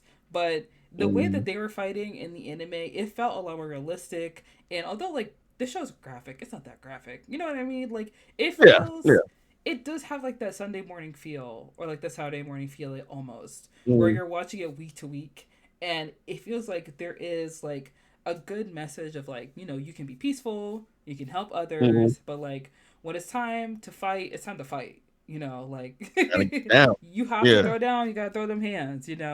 And it also has like the juxtaposition with like the different characters and their personalities, and how Mhm. at this school, even though like they're all fighters, like we don't beef with each other. Like, we're kind of like a Right. little family Right. in a way. And when Sakura is like, I'm gonna be the strongest, and then his friend is Yeah. like, I need you to calm down. And he's like, okay, if that's what you want to do, then that's what you want to do. That's cool, bro. And then he's like, Mhm. what? It's like, that's okay, Yeah. bro. We're happy for you. It's like, nobody wants to fight me, and it's so Like weird, but I heard that we was gonna have some proper fights in the school. I came here for a proper fight. our kids are gonna go down. Why is Yeah, it yeah. challenging me? But I really did like the show because it feels it did feel like it was something I could watch with like younger people, like maybe like people who are a little bit Mhm. younger than me, my brother, but it didn't feel like it was too much for kids. Right, Like, right, yeah. right, Because there have been right. anime that I've watched where like, mm, this feels like you're making it for high schoolers. And Yeah. like, I'm not really interested in all that. Like, whenever, someone is like, I guess when something romantic happens and like they're like dragging Mhm. it out really long, it's like, please just wrap it up already, or like don't let it happen. Or when there's like someone dies and they die off screen, you just kind of see like their body line there. It's like, I can see death. Y'all can show that. Like, we're all grown here, Yeah, But with yeah, Windbreaker, it doesn't hold back, but it's also pretty meaningful in the messaging that it has for the people watching, which I really enjoyed. I liked it. yeah. 100, 100. Yeah, I'm excited for season two, but I'm probably just gonna start reading the manga because I can't wait. Hey, wait. Well, I think it drops in the spring. I think it comes this spring. Yeah, I'm probably gonna Mhm. get started on the manga regardless because I plan on Right, reading the right. Demon Slayer one because Demon Slayer manga that's done, and I know that they're wrapping it up in the movies, but I don't like the Mhm. movie thing. Like I want the Mhm. episodes. You know what I mean? Mhm. Because I I know they got you. did I they got did you. season two in like movie form, but they also had the season out. I just watched the movie for season two Mhm. because like I'm not going back and forth. I'll just watch the whole thing. But if you're Yeah. only doing movies for the last season, and I could have episodes, but you want to do movies, like, what? They definitely want to get that box office money. Yeah, I'd say it right. They want to get that box office money. Now, if the production is going to be, I mean, Ufotable has been amazing when it comes to the animation. So I'm not going to doubt the quality of mm-hmm. what they're going to bring us. But if it's going to be movie quality, cinema theater quality, I'm all for it. But at the same time, I do understand people that be like, you know what, I'm not paying for that. I'll wait till it's streaming because for one, there's no movies near there's no movie theater near me. Or two, Mm-hmm. I don't have the money in this economy to be Yeah, spending on different movies or whatever. But I think they're gonna be in different years, but still.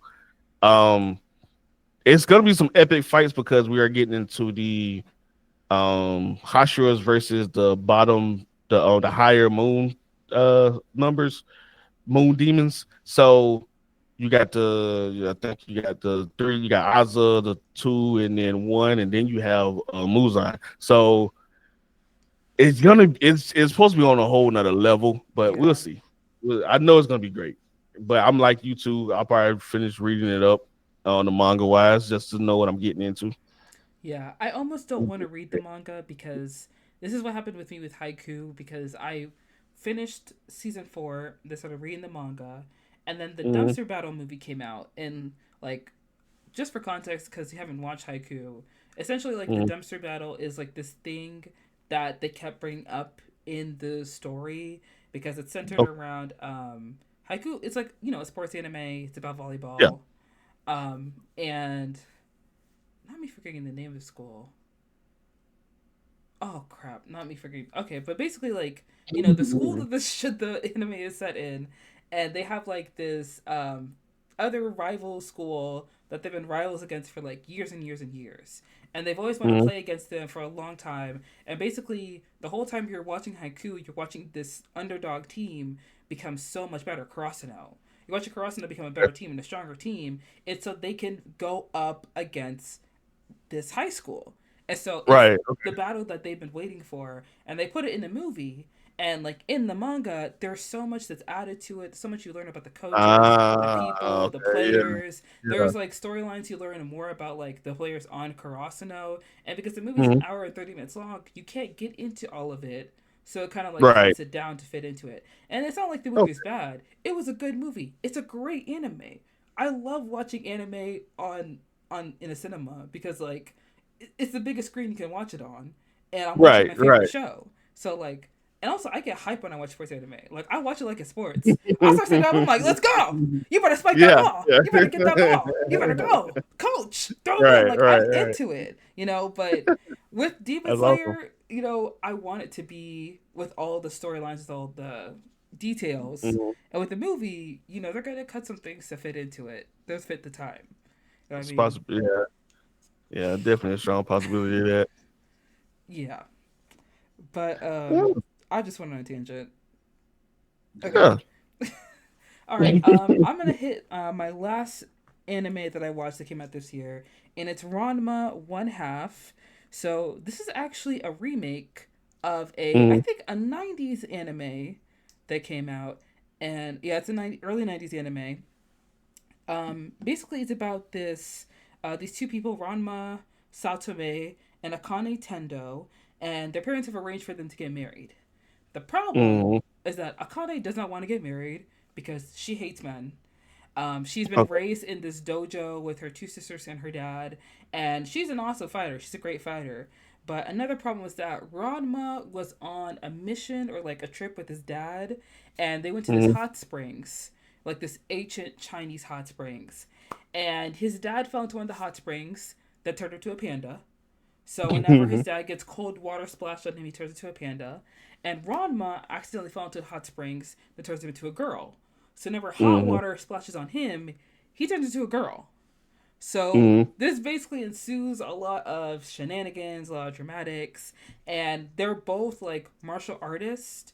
So there are a lot of episodes where like there are different people coming at them, wanting to fight them. Like Ranma has Mhm. enemies. Akane, there's this one guy at Akane's school who wants to date her so badly that he says that if nobody can beat Akane in fighting, then they can't be with her because I want to be with Mhm. her. So every day she goes to school, there's literally 100 boys waiting for her at the school gates. They're running up on her. They're like, Akane, Akane, I love you. I Mhm. love you. And she literally has to fight every single one of them and take them down. That's terrible. That's bad. Honestly, it's very funny. It's very Mhm. wholesome. It's obvious that like Akane and Rama are supposed to end up together, you know. But it's basically like this martial arts rom com anime, and Ranma, you know, and Kane, they have like the whole like I hate you, I don't like you, I don't mess with you, and eventually like they start warming up to each other. They start liking each other. Blah blah blah, Yeah. Yeah. all that stuff. Yeah, but that's one manga. I actually that's one anime. I started watching it when it came out, and then Loki forgot about it, and then I picked it up again. And I started watching it, and I was like, "Oh, this is funny. Why did I stop watching this?" Yeah. I'm like you, but I never went back to it. I started watching. I watched the first two episodes. I got to the part where she was fighting all the students and everything, Mm-hmm. but after that, I haven't seen it. I think, matter of fact, I think the dude that set it up ended up falling in love with Rama as a girl, and I Yeah. was like, Yeah. I think we see where this is going. Oh But my yeah, gosh. Yeah, I remember that episode too, and I was like, "You're so dumb. yeah, Like, very. you can't be this stupid." But you know, I think I picked it back up again because for me, anime, I like watching it when it's like a little goofy, a little funny, a fun time. That's why some of my Mhm. favorites are like JJK. You know, I really like Chainsaw Man because like there's a lot of gore, there's a lot of violence in it, but Yes. it could get Yeah. funny. You know, they have a good Yeah. time, and I think that's why I really like Shonen because you know it has that balance of like violence and humor, you know, making it I'm funny, making it scary. I'm gonna tell you right now. I told you I was reading the Chainsaw Man manga. I had to stop Ah, because we talked about when they doing too much when it comes to teenagers. yeah. They get all the way into it. So I I stopped. Uh, They get all the way into it because it's a love, not not the one that's coming out in the movie that's dropping later this year. She's a whole different character. They kind of get into it in that one too, but it's not as graphic as what's in the newer version chapters of the manga. And when I say graphic, I mean graphic. So uh, whew, yeah. it's wild. It's wild. I It think had a I'll, good run. In my mind, it had a good run. I'll have to watch out for that because I do hope to like read the manga, you know. Hmm. But that I feel like that happens a lot when you get into like a new manga, a new anime, and if the story already kind of starts off like graphic, and it's already Hmm. a kind of story that's like a lot of violence, a lot of things are happening. It's very dark. It's not like it's for mature audiences. They're already Hmm. gonna like thread that line, and they're gonna be like, Yeah, let's push it a little bit.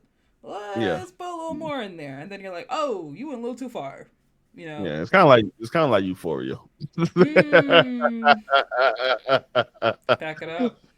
Yeah. We don't need the 5 year time jump, please, please.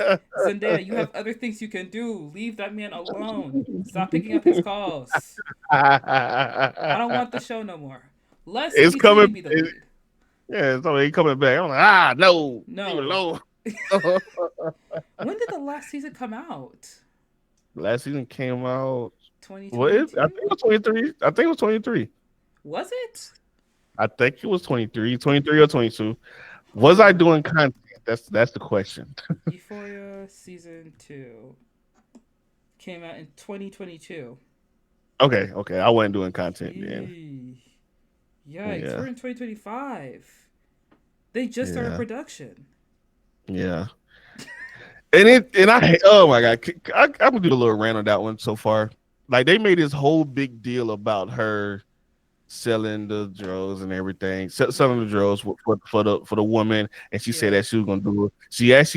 She did catch her, but we don't know how long she was with the woman, Hmm. right? Like we don't know how long she was with her because it could have been weeks, it could have been days, but from her mama reaction of her coming back, it shouldn't have been that long. So, and then I'm thinking at the end of the last episode, she was gonna get snatched up again because you just don't walk away from a person that kidnapped you.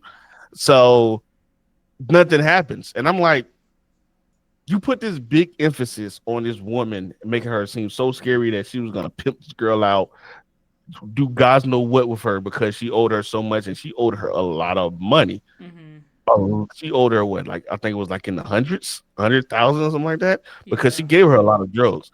Yes. So, so you kidnap her for a week, she escapes, and you don't do anything. It just felt like they didn't know what to do. They wrote like he wrote himself into a corner Hmm. by creating this kingpin of a woman and just putting the fear of God in her, and then she just escapes and okay, there's nothing else. And now we're about to do a whole 5 year jumps. I'm like, that don't make sense to me, but Mm-hmm. that's just me.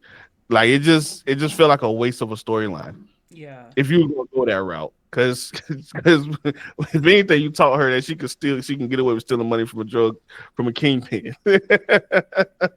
It's so dumb. And one thing I remember watching Euphoria, one thing that always stuck out to me is that like essentially this is like Sam Levinson's semi autobiographical life or Hmm. show or something like that, and he's basically Yeah. using Zendaya as like his proxy in a way to tell like stories of Hmm. his adolescence. And the Yeah. problem with that is, for I know for me personally, if you have a family member and they are on drugs, you're Hmm. gonna put them. You're gonna like call people to pray for them. You're gonna put them in a rehab. You're gonna Hmm. send them somewhere, or you're gonna like, Yeah. get them some help. And then Hmm. while the family's dealing with that, little not Rue, but Storm Reed's character, I forgot Storms. her name. Yeah. Yeah, she's gonna go live with family. She's gonna go stay somewhere else for a while. Like that's what Mm. happens. Like from my experience personally, if someone's going through something that's difficult, they lean on their community to help them. And it Hmm. feels like Rue is only talking to Coleman Domingo at the support group, and her mama is just on her own, and that doesn't Yeah, feel like realistic. well, some people don't have, that family or community, or they don't believe what they don't go to church and everything. Because he put a big emphasis on that in the second season of Yeah, her, finding, wandering into a church while boys sing and everything. So I think that was his mindset of moving her forward in life, of her finding religion, finding God, and and just becoming better. That wasn't never my issue with Euphoria. My issue with Euphoria was just the unneeded, explicit mm-hmm. exploitation of these teenage girls, Yeah, where it's like, okay, you got Cat. Damn, I remember Cat name. You got Cat going, becoming basically a OF girl yeah, with these old dudes and everything. And then I guess they had a spat or something. So then he just threw her character away. Like, she has no type of storyline after that. Then you mm-hmm. have the whole situation with Sydney Sweeney's character. I can't remember what her name was in the show, but she goes through a whole abortion at the end of the first season. That's never brought up again. Like, Yeah. it's literally like just something that she went through, and next thing you know, she's just on to the jock or whatever, and cheating and messing with her best friend's side, ex X on or and off again something. boyfriend or whatever. And then you had the whole situation with him and the dad and stuff. And I was just like, What's it going was a on? lot. It was a Yeah, lot. it's a It's a mess. lot. And and that's one thing that's another reason why I don't really like dramas too much, because sometimes it's just drama to be drama. Like, it doesn't, Mm-hmm. like how you said, sometimes some things just don't feel realistic. I can get behind the mama not having a community behind her, Mm-hmm. but for everybody, this whole friend group, to have this many problems within it, Mm-hmm. crazy to me. Like, I'm like, Yeah. and then I talked to on TikTok live with a couple of teachers and stuff, and he was like, "Bro, you'll be surprised."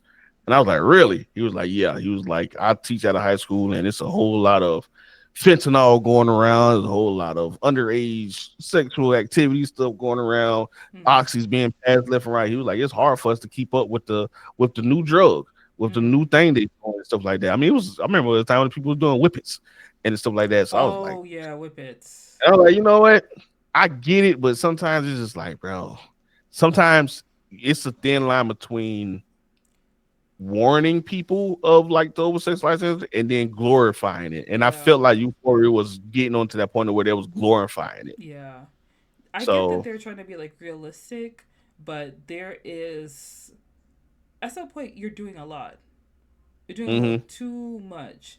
And also, yeah, I feel like there are some characters in there like that could have been written better. Like I wish Oh, Algie Smith's character in season 1 especially, I wish there was something different that they did with his character, because what happened was not great. I did not like that at all. And then you only see him once in season 2 and then he's gone.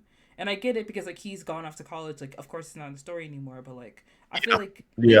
they kind of did his character dirty. And then with who else was it? Yeah, with Kat being kind of like Yeah. sidelined, that Mm-hmm. felt weird, obviously pointed. That And felt then that felt personal. yeah, that felt personal. And Yeah. I think it was really, I don't understand why Sydney Sweeney's boobs were the most present thing in season 2. Like, they need their own IMDb credits. Why am I seeing her nipples? What's going on? Put a shirt on, girl. Like, Almost every chance they got, it was oh my ripping the gosh, shirt off. please stop. It's weird because, like, Um, it seemed like Maud Apatow or Lexi, she was kind of like the only character that really got more growth in the show. And I mean, I don't know why that is. I mean, you don't really see her character or hear from her character in season 1. In season 2, she's the only one who actually, like, you've learned a little bit more. Like, she becomes a little more interesting. You know what I mean? Because she's kind of like the background yeah. character.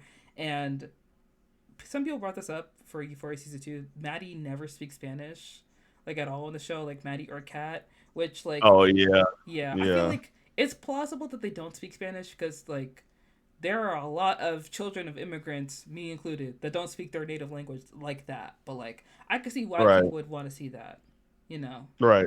Yeah. Right. So yeah, I mean, Yeah. I wonder how they're gonna do.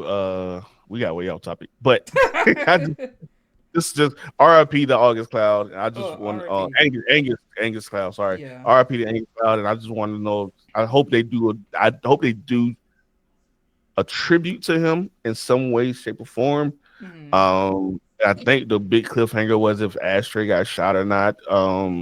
During the raid.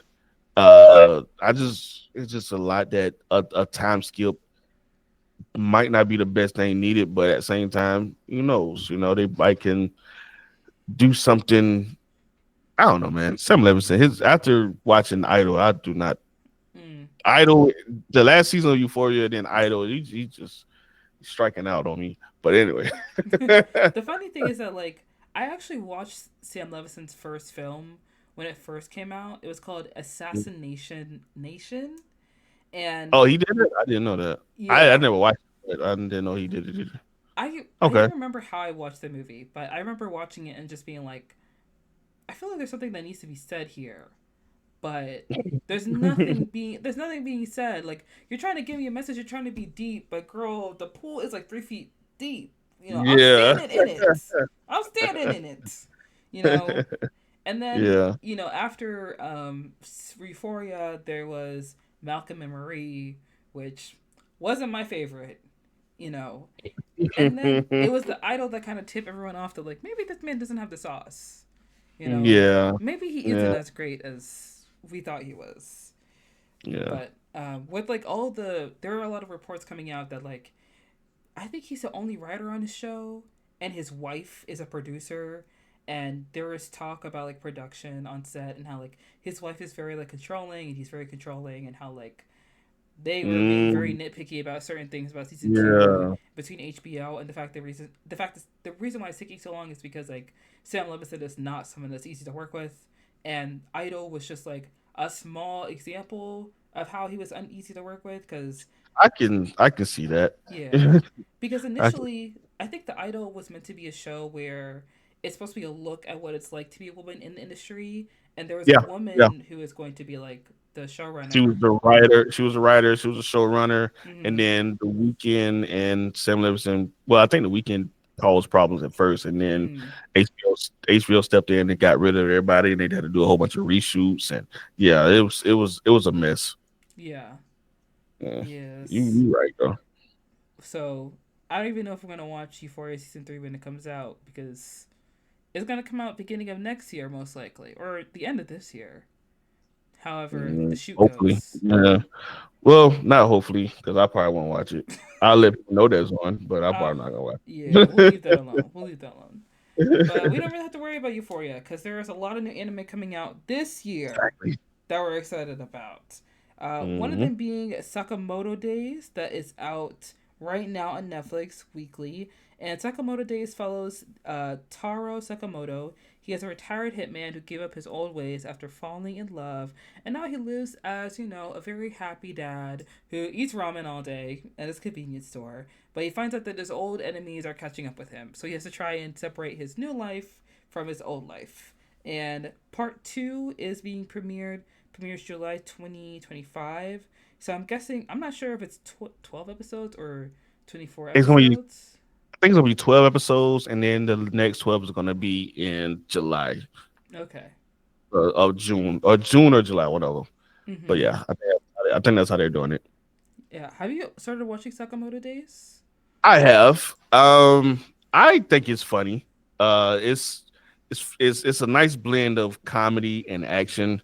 Where it's pretty much John Wick meets not Family Guy, something like that, but some type of heavy set character dad, of Mm. sitcom.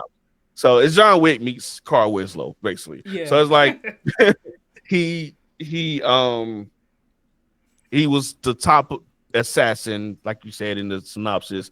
He was incredible at what he does, Mm-hmm. very proficient.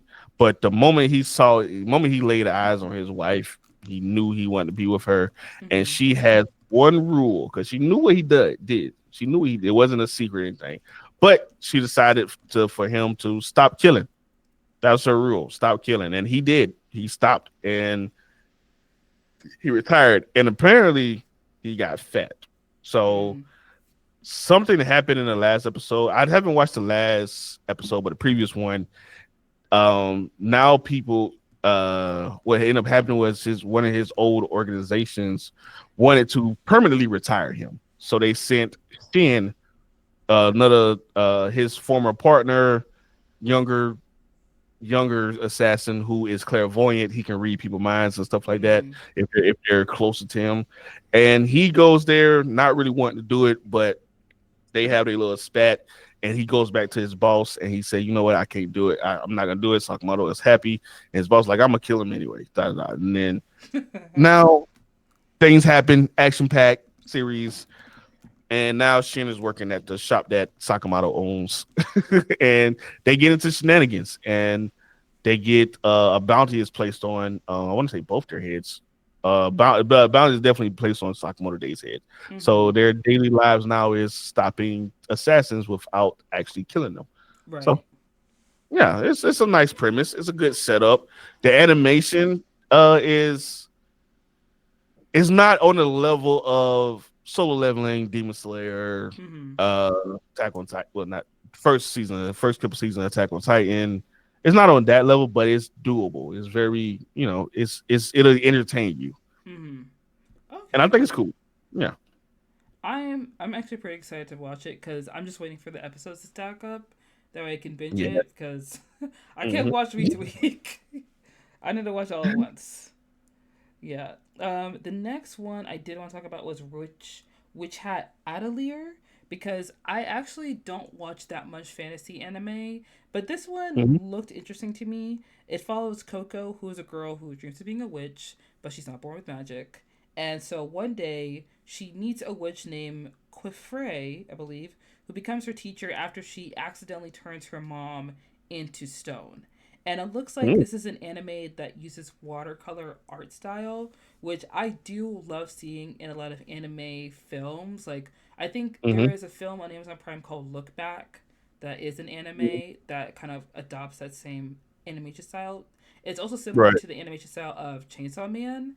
So I really did like that movie. So when I saw the trailer for this one, I was like, oh, maybe this is one I'll check out. Hmm. Maybe this is one I'll watch, and it's Okay. coming out this year. There's not an exact date for it, but it's coming out this year. And because it was Mhm. very popular when it came out last year in July, with over five Hmm. million copies sold at the manga, it looks like this is going to be a promising new fantasy anime to watch. Yeah. And a lot of people have been comparing it a little bit to like Harry Potter. So it looks like there's gonna be, some like wizarding school, some obviously like training arc, blah blah blah, that kind of stuff. So I'm interested to see what happens. Yeah. Yeah. I'm looking it up now. I want to say this is the one. Hold on. The Let me see what they are known for. Is it Mafia? Okay. Yeah. So I didn't know about this one. I'm looking at it now. It Mm-hmm. does look very interesting. It looks more like it could be on the same level of animation of like Fear and Beyond Journey's End. Mm. That one was really good. Yeah. Um, I like that. I think we can actually get is that a trailer for it? Yeah, it's a trailer. Do a little quick let's scan. Oh yeah. So I think that's gonna be interesting. It's probably won't be as like sinister or dark or action packed as some of them, but it'd be a good story, good wholesome story to get into. Mm-hmm. It sounds nice. It might be a little sinister, which wizard turning her mom into stone is that's kind of dark. Yeah. Wizard turning her mom into stone, that is pretty dark. So yeah, I would definitely be on the lookout for that. Usually when it says it hasn't been confirmed, it usually might fall around my fall. Mm-hmm. If it says like October, if it's not out by fall, then we'll know it got pushed back to 2026 or uh hoping not later. Yeah. But probably summer, fall time will probably wouldn't be dropped. Mm-hmm. That That's true. goes. I Hmm. also loved Frieren because my friend had recommended it to me, and because I was on like this like shonen kick, I was low key like, Hmm. I don't know if I want to watch a fantasy. You know what I mean? But Right, I right. started getting into it a little bit, and I was like, oh, this is good. And then we introduced Freeman the Slayer, and I was like, oh, wait. Yeah. Hold on. Wait a minute. Let me actually turn tune into this. turn all the way up, right? Because Yeah, that first yeah. the first three episodes, you're like, okay, you got a nice little bit of action to it, but then after that first attack on them, you're like, oh, they get to it. Okay. Mm-hmm. Like Yeah, she does not play, because like she's doing at all her all. little spells with like how to get mold things like off things, how to grow Mhm. flowers. I'm like, girl, can we get some real spells? Like you're 1,000 years old. Where's the action at? He And she's wants to like, know it. she's Man, I I want to don't learn need them every. spells. I know them by heart. I don't Hmm. need them spells. Fearing is awesome. Fearing is awesome. Yes. I have to go and rewatch it because I've been seeing a lot of edits on TikTok for it, and I was like, man, I need to experience that whimsy again. I need to dive back into it. Yeah. Yeah, So there that's are. always the problem with trying to find something new. You always want to go back and watch something that you like already know is gonna kick ass. Yeah. Because you can never rewatch it for the first time again. But like you just Hmm. get to like when you experience it again, you see little details that you missed before. You just gotta. That part, yeah. Yeah, Yeah. that's me. So there are two more anime that I did want to watch that I am excited for, and one I do just want to go ahead and like talk about. It's called Lazarus. Nope, I Hmm. said that wrong. It's called Lazarus. That's it. So it's a new anime brought to life by the Cowboy Bebop director Shinichiro Watanabe. Okay, and basically the show centers around a miracle drug that's revealed to be a death sentence, and basically like I think the premise when I first learned about it was that like it's set in this utopian world where everyone is like sick. Like disease Hmm. is on the rise, and there's this drug Hmm. that's introduced, and everyone starts taking the drug, they start feeling better, they start feeling healthier, everything's great. And there are studies done that shows that anyone who's taking this drug, you're gonna die. Like Hmm. certain death is coming upon you in like Hmm. a certain amount of days or a certain amount of months. So now people are freaking Hmm. out, people are worried, people are scared, they're like, what's going on, what's happening? And oh wait, no, I've wrote it down. Yeah. So if you take this drug, you are gonna die within 3 years. And so there's a Hmm. task force called Lazarus that is formed to try and create a vaccine before it's too late to save Okay. everyone. And basically, the show it kind of reflects like the opioid crisis in a way, and Yeah. essentially there is like a team of people: Axel, Doug, Christine, Leland, and Elena, who have unique skills and roles to try and find somebody to create this vaccine. And the choreography is done by the director of the John Wick films. And apparently he was like Okay. Yeah. heavily involved in designing the show's action sequences. And when I first heard about this anime, I think I first heard about it I think it was probably like, okay, so it was first developed, announced in July of 2023. But I think I heard about it before then because this anime Yeah. has been in development for a long, long time. Yeah. Yeah. Yeah.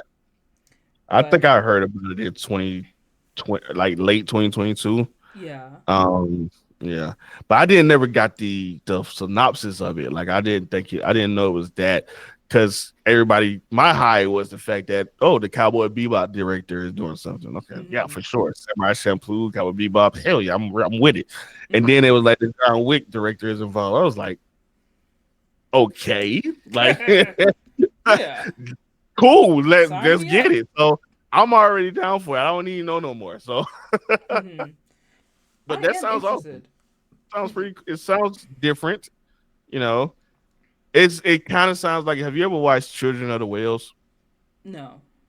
Okay, so Children of the Whale is on Netflix, and it is about a moving sand castle type thing. Like these children, they stay on it. They call it a whale, Mm-hmm. and they all the kids die at a certain age. If you have Oh.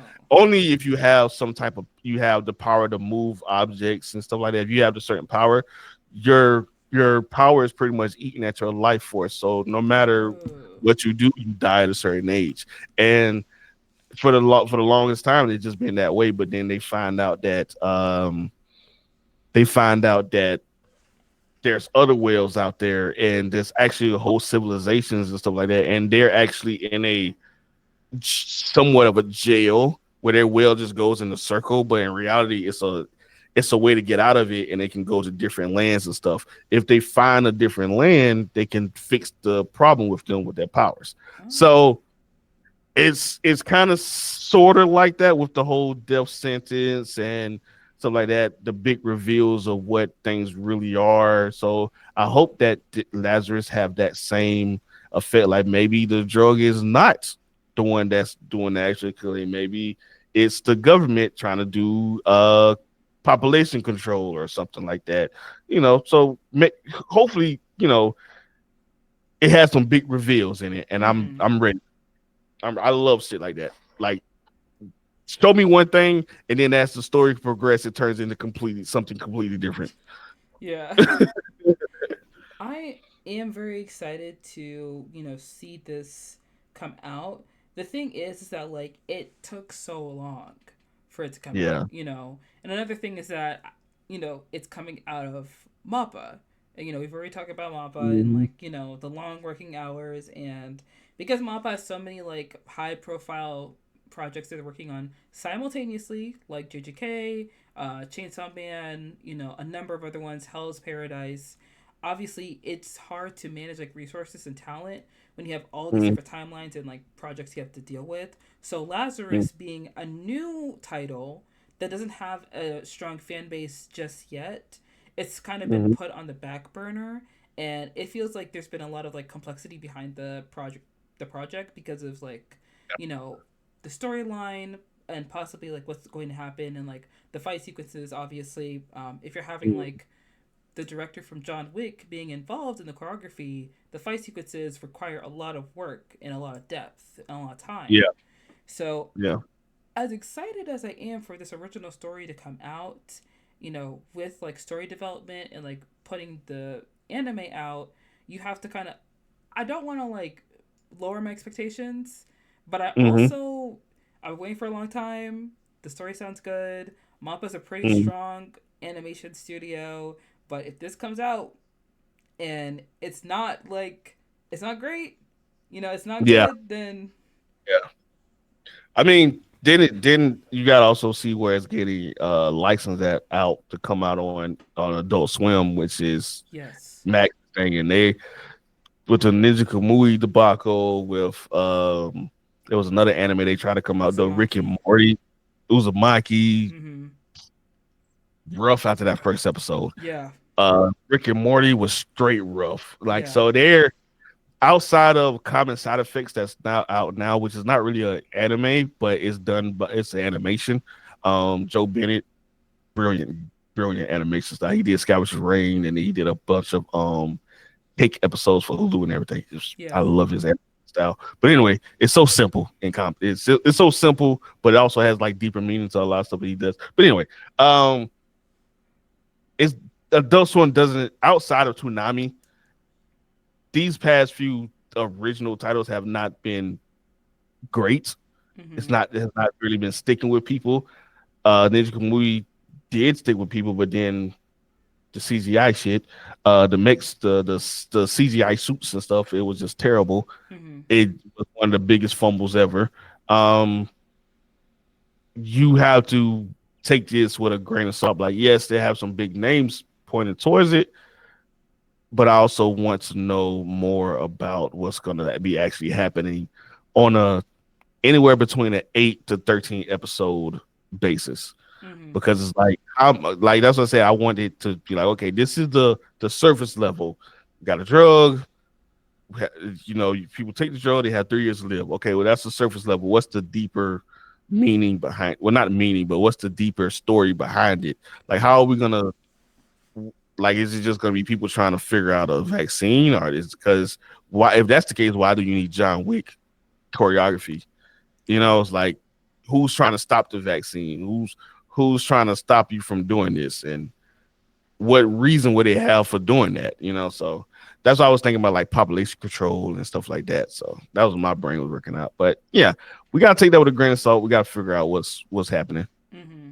When I was thinking about the storyline and when they compared it to the opioid crisis, I was starting to Hmm. think that maybe the drug, not only is it used for like ailments and diseases, but it could also be used for like, beauty treatments. Like Ozempic started off as something used for people who have diabetes, and Right, now everybody's using it for weight loss. You know, right, right. so I'm Exactly. thinking like people are taking this drug where they're not supposed to. The rich and Using famous it. are kind of using it like at parties and stuff like that. And so the Mm-hmm. reason why people are so scared about the 3 years thing is not because like all these people are gonna die. It's because all these rich people figured out, oh, this drug I took that I'm not supposed to be taking, it's going to kill me. So they put Mm-hmm. together a team of people to like try and find out like the vaccine and like save them. Right. Because yeah, and I'm thinking I don't know why there is like fight sequences, but like it's anime, you know. Doesn't need to be We really don't good fight need too sequences. many people to throw hands. I get that, Yeah, but sometimes it does help. I'm thinking like It maybe does help. also like the manufacturer of the drug. It's possible that like people in Japan they know about the 3 years. Everybody else don't Mm, know. So it's kind of mm, like you can't go could looking for be. someone to make a vaccine because Yeah. all them other people they don't know, and I need to make my money. So you Right. have Right. to Right. die so I can get my Right. dollar bills. Because if you tell people they're gonna die, no one's gonna buy this drug, and I'm not gonna get my money. Big pharma. Yeah, yeah. Big pharma for sure. Yeah, I understand. I understand.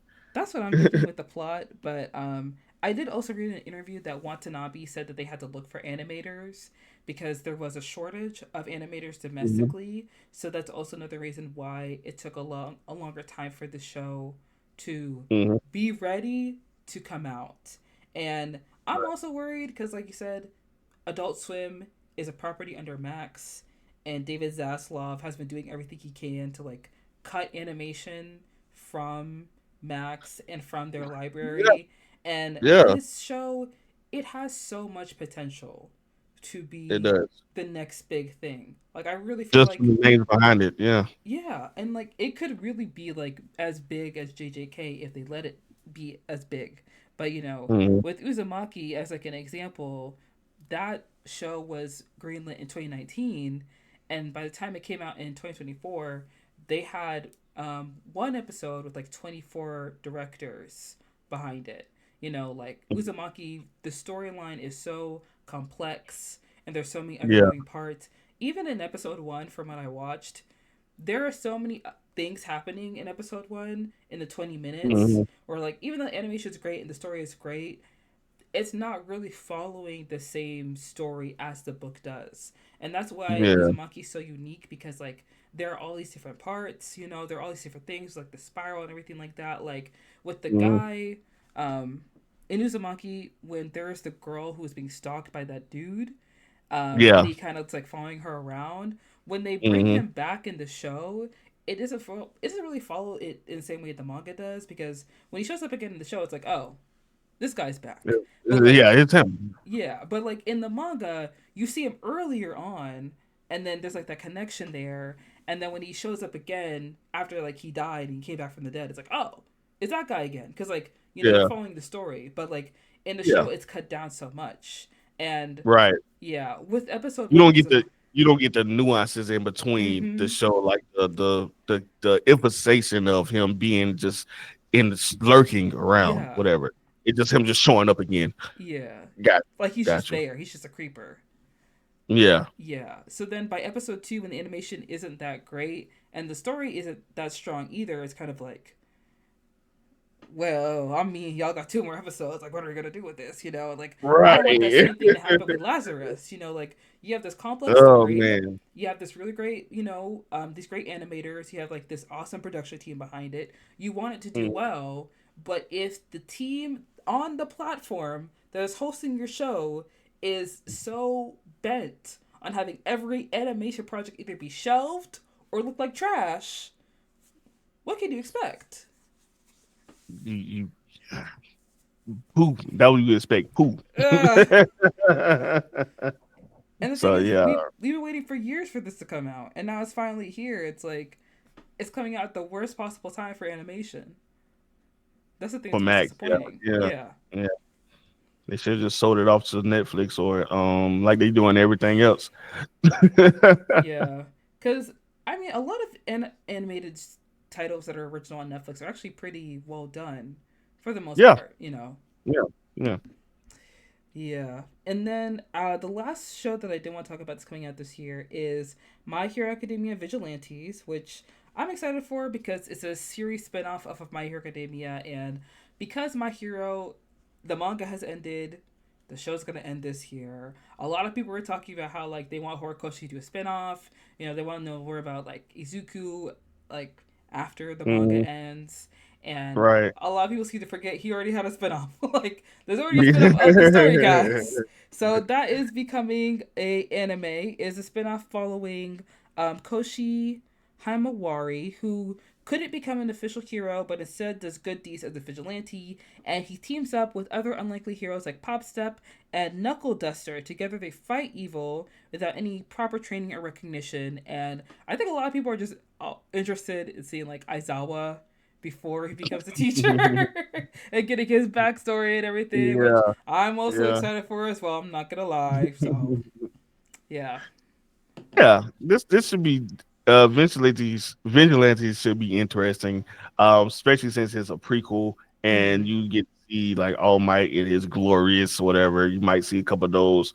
I'm more interested to see how the vigilantes move about doing like unsanctioned hero saving and everything because what Deku had his little moment where he with his little vigilante arc and that Mm-hmm. was such a big deal. So I'm ready to see how uh are they like going to be fighting crime but also on the run, Mm-hmm. like fighting crime but also making sure that they don't get caught. What type of villains are going to show up? Are we going to see some villains that we seen, that created the villain group when but what's the name created it? League of Villains. The League of Villains. Yeah. Are we gonna see some of those?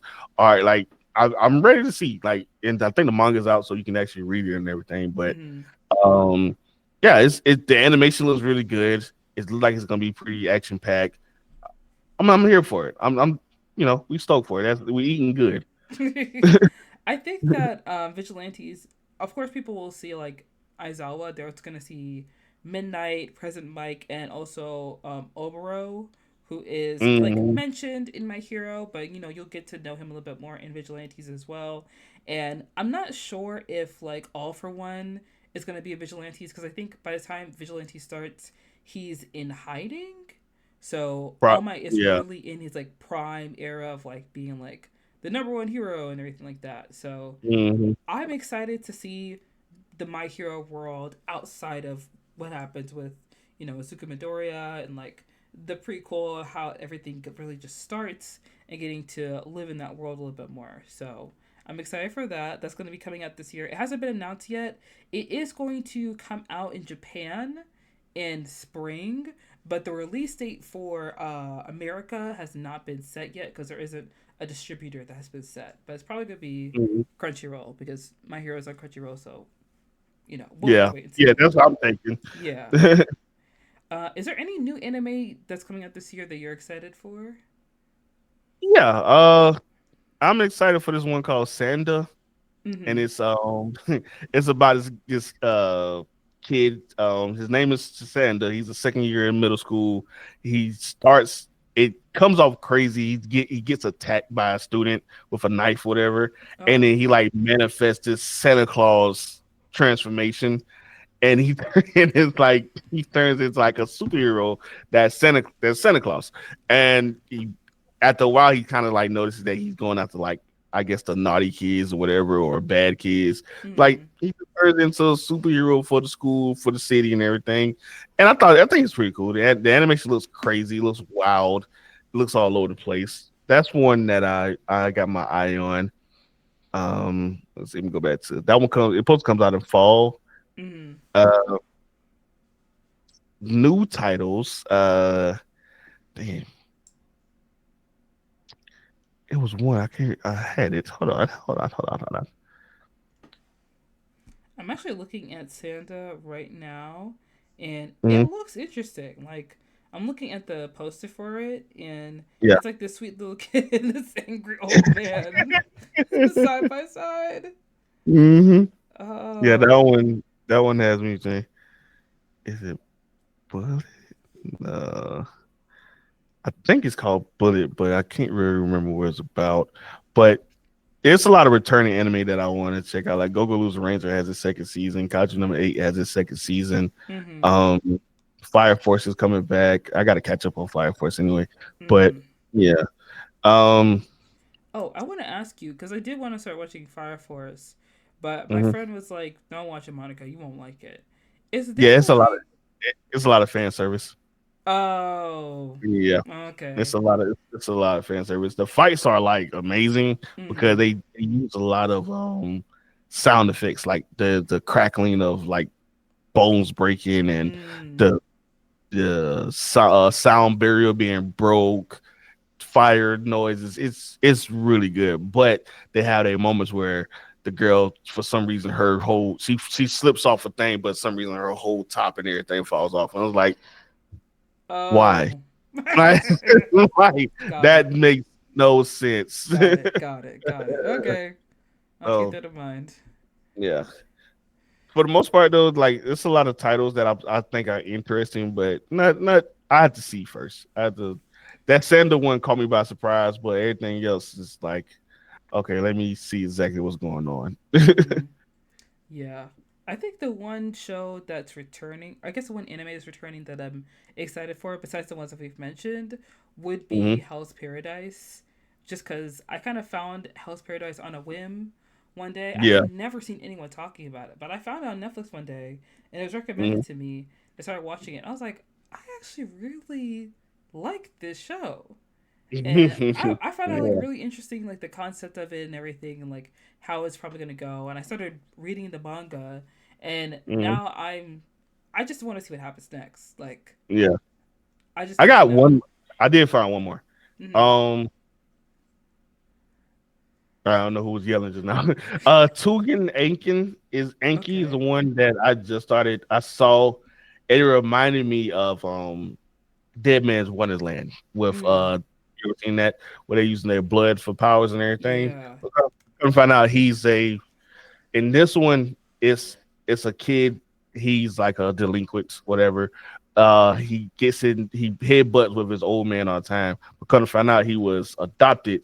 Well, his the old man he headbutts with saved him from being executed as a baby, Uh huh. and from this other organization that use their blood powers.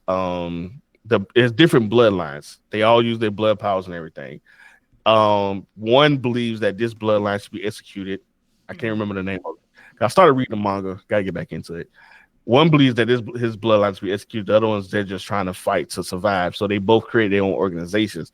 So, but he's the son of probably one of the most powerful versions of the Oni agent, the Onis.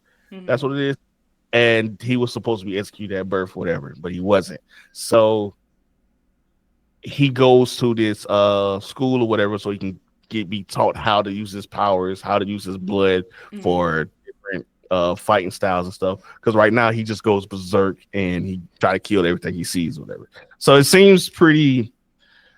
seems like it has a mix of Devilman Wonderland mixed with like things like Kaiju 8 or Attack on Titan, whatever, where you have this inner power, just that you can't control and you got to learn how to control it. Mm-hmm. And so it seems pretty cool. Like he used blood. He's turned his blood into like a Uzi and shoot blood bullets and stuff like that. Seems pretty gnarly. I gotta I finish the anime before. I'm not the anime, but I gotta the finish the manga manga. before. I think that I saw someone talk about that on TikTok, and when I went to the hmm comics, everyone was like, "Oh, you mean Dead Man Wonderland?" And I was like, Yeah, yeah. "Dang, let Hey, me look off." you know that's what people do. They were like, they see something that's similar. They were like, oh, that's nothing but this. That's nothing but Dead Yeah, Man Wonderland. Dead Man Wonderland rip off. Because I think yeah, that's what people. I was telling people was doing for Kaiju number 8. Oh, you mean the Attack on Titan rip off? I was like, come on yeah. now. And then I remember someone was talking about Windbreaker and how much they liked the fight style. I went into the comments and like, "Oh, you mean Tokyo Revengers?" And I was like, "It's not even the same show. That man goes back in time. Like, it's not the same Listen, they gonna let them breathe. They will not let them breathe. thing." Yeah, I think this one is definitely one that I can't wait for it. When it does come out. I don't know where on Crunchyroll. Probably I'm gonna be like bookmarking it, and I'm Mhm, gonna be ready to watch it because even the art for the show looks so cool. mhm, Yeah, in the Oni, like being born from like I I love this premise of a story where it's like you're supposed to die at birth, you're born powerful, and then like they don't know how to control their powers, and like it's something they have to like mhm. learn and like utilize and like control. Like Yeah, honestly, that's my favorite setup. yeah, Yeah, yeah. awesome, awesome. Okay, well, you know what? This is gonna wrap up the episode for Best Anime 2024. I hope you guys, we talked about some of your favorite ones. If we didn't, drop in the comments. Let us know. Let us know on social media as well. We're gonna wrap up the pod with talking about our watch lists, talking about some TV shows and movies that we're excited to watch that are coming out soon. Right now, I'm watching Doctor Stone because my brothers recommended it to me, and I'm Mhm. also rewatching Full Metal because Awesome. I had read the manga in high school and I really liked it. I really liked the manga. And I saw Full Metal Alchemist Brotherhood. It was recommended to me on Crunchyroll, and I was like, oh, I remember this story. And I Mhm. started watching it, and then I got to episode 3, and I was like, oh my gosh, I forgot.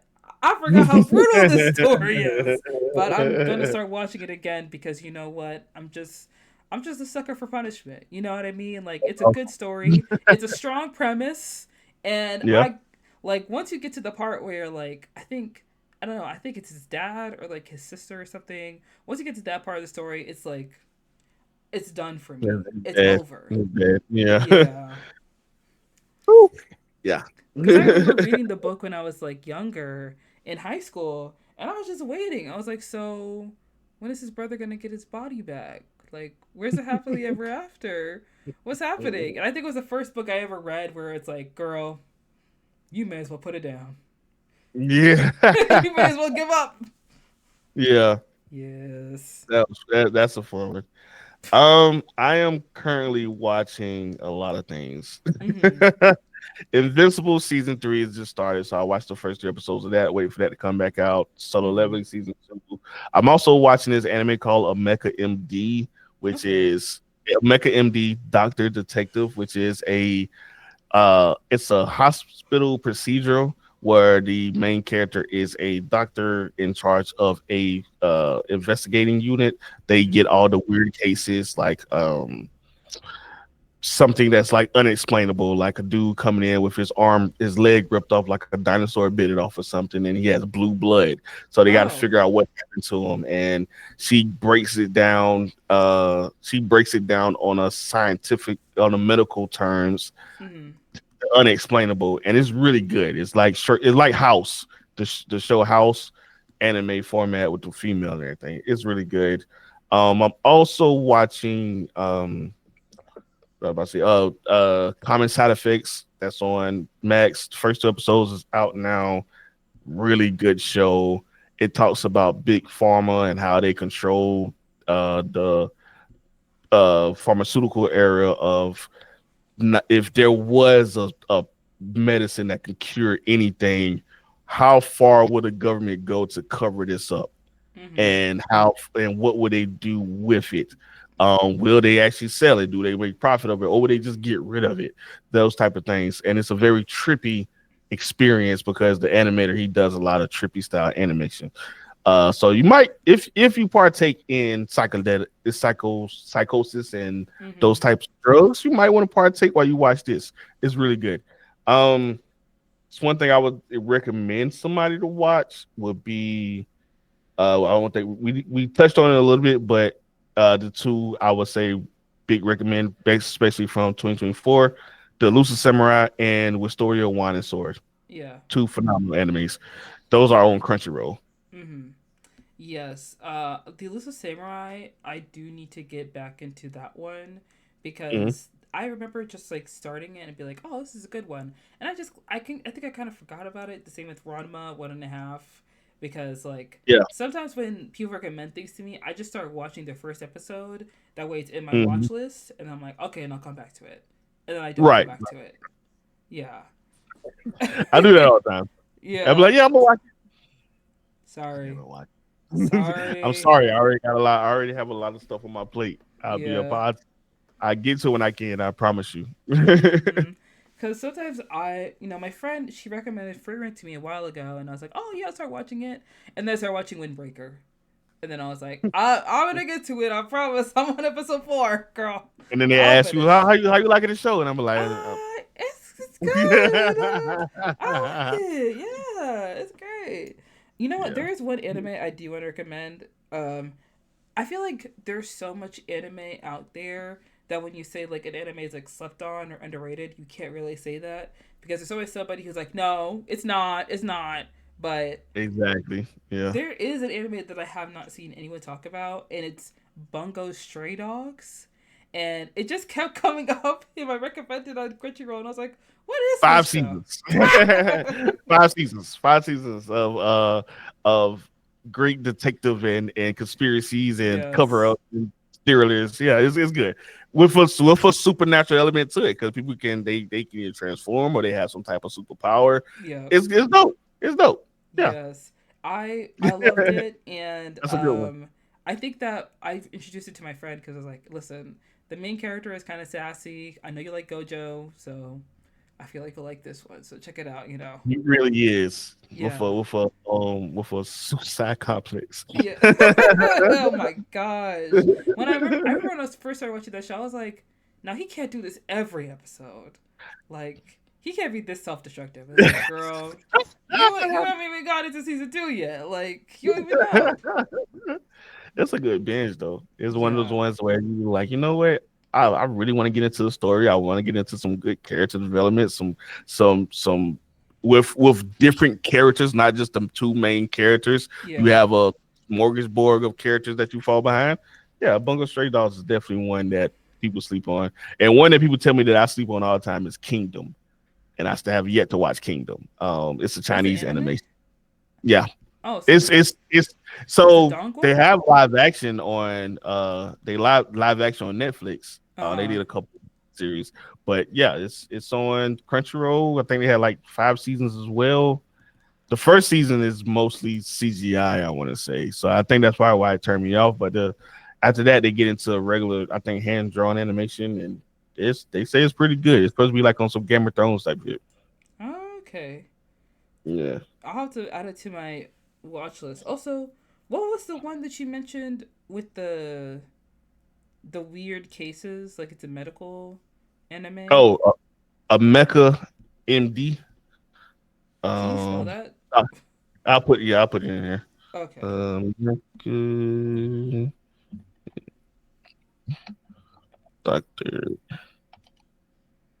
Detective. I think it's a Mecha. Let me 100% Because I'm probably Meku. gonna. Yeah, I'm probably gonna watch it. I get the Okay, chance. yeah, a Meku MD. There you go. Ah, okay. Yeah, I'll check this Hmm. out. Yeah, it's good. It's first 2 episodes was fire, and then they had a hiatus episode. I think something happened, but they had to do like a 4.5. No, I don't think they showed anything, but it's back going weekly now. Okay, awesome. All right. Yeah. Well, James, where can people find you? Well, y'all can find me on TikTok, Mr. Rogers Review, or I'm really trying to push my YouTube. So please check out my YouTube channel, Mr. Rogers Review on YouTube. I'm also on Twitch. I do game, or I just get on there and watch some shorts, anime shorts, horror shorts, phys- psychological thrillers. You know, anything that some indie writer, director, producer has made. I get up there and I do like live reactions to it. It's really fun. I do them. I try to do them every Sunday, but mostly I do game and I get on there. I talk about anime, TV shows. So come in, pop your head in, say what's up, or like I said, subscribe to my YouTube, and I will see y'all there. Thank you. Awesome. Guys, go and check out Mr. Rogers. All of his links will be in the description down below. His TikTok, YouTube, Twitch, Go follow them on there. Don't forget to follow us on social media as well. Don't forget to tell your friends and family about your new favorite podcast. I've been meaning to watch that. I'm your host, Monica, and I'll see you guys next week with a new topic, new guests, like we do every single week. Also, Bye.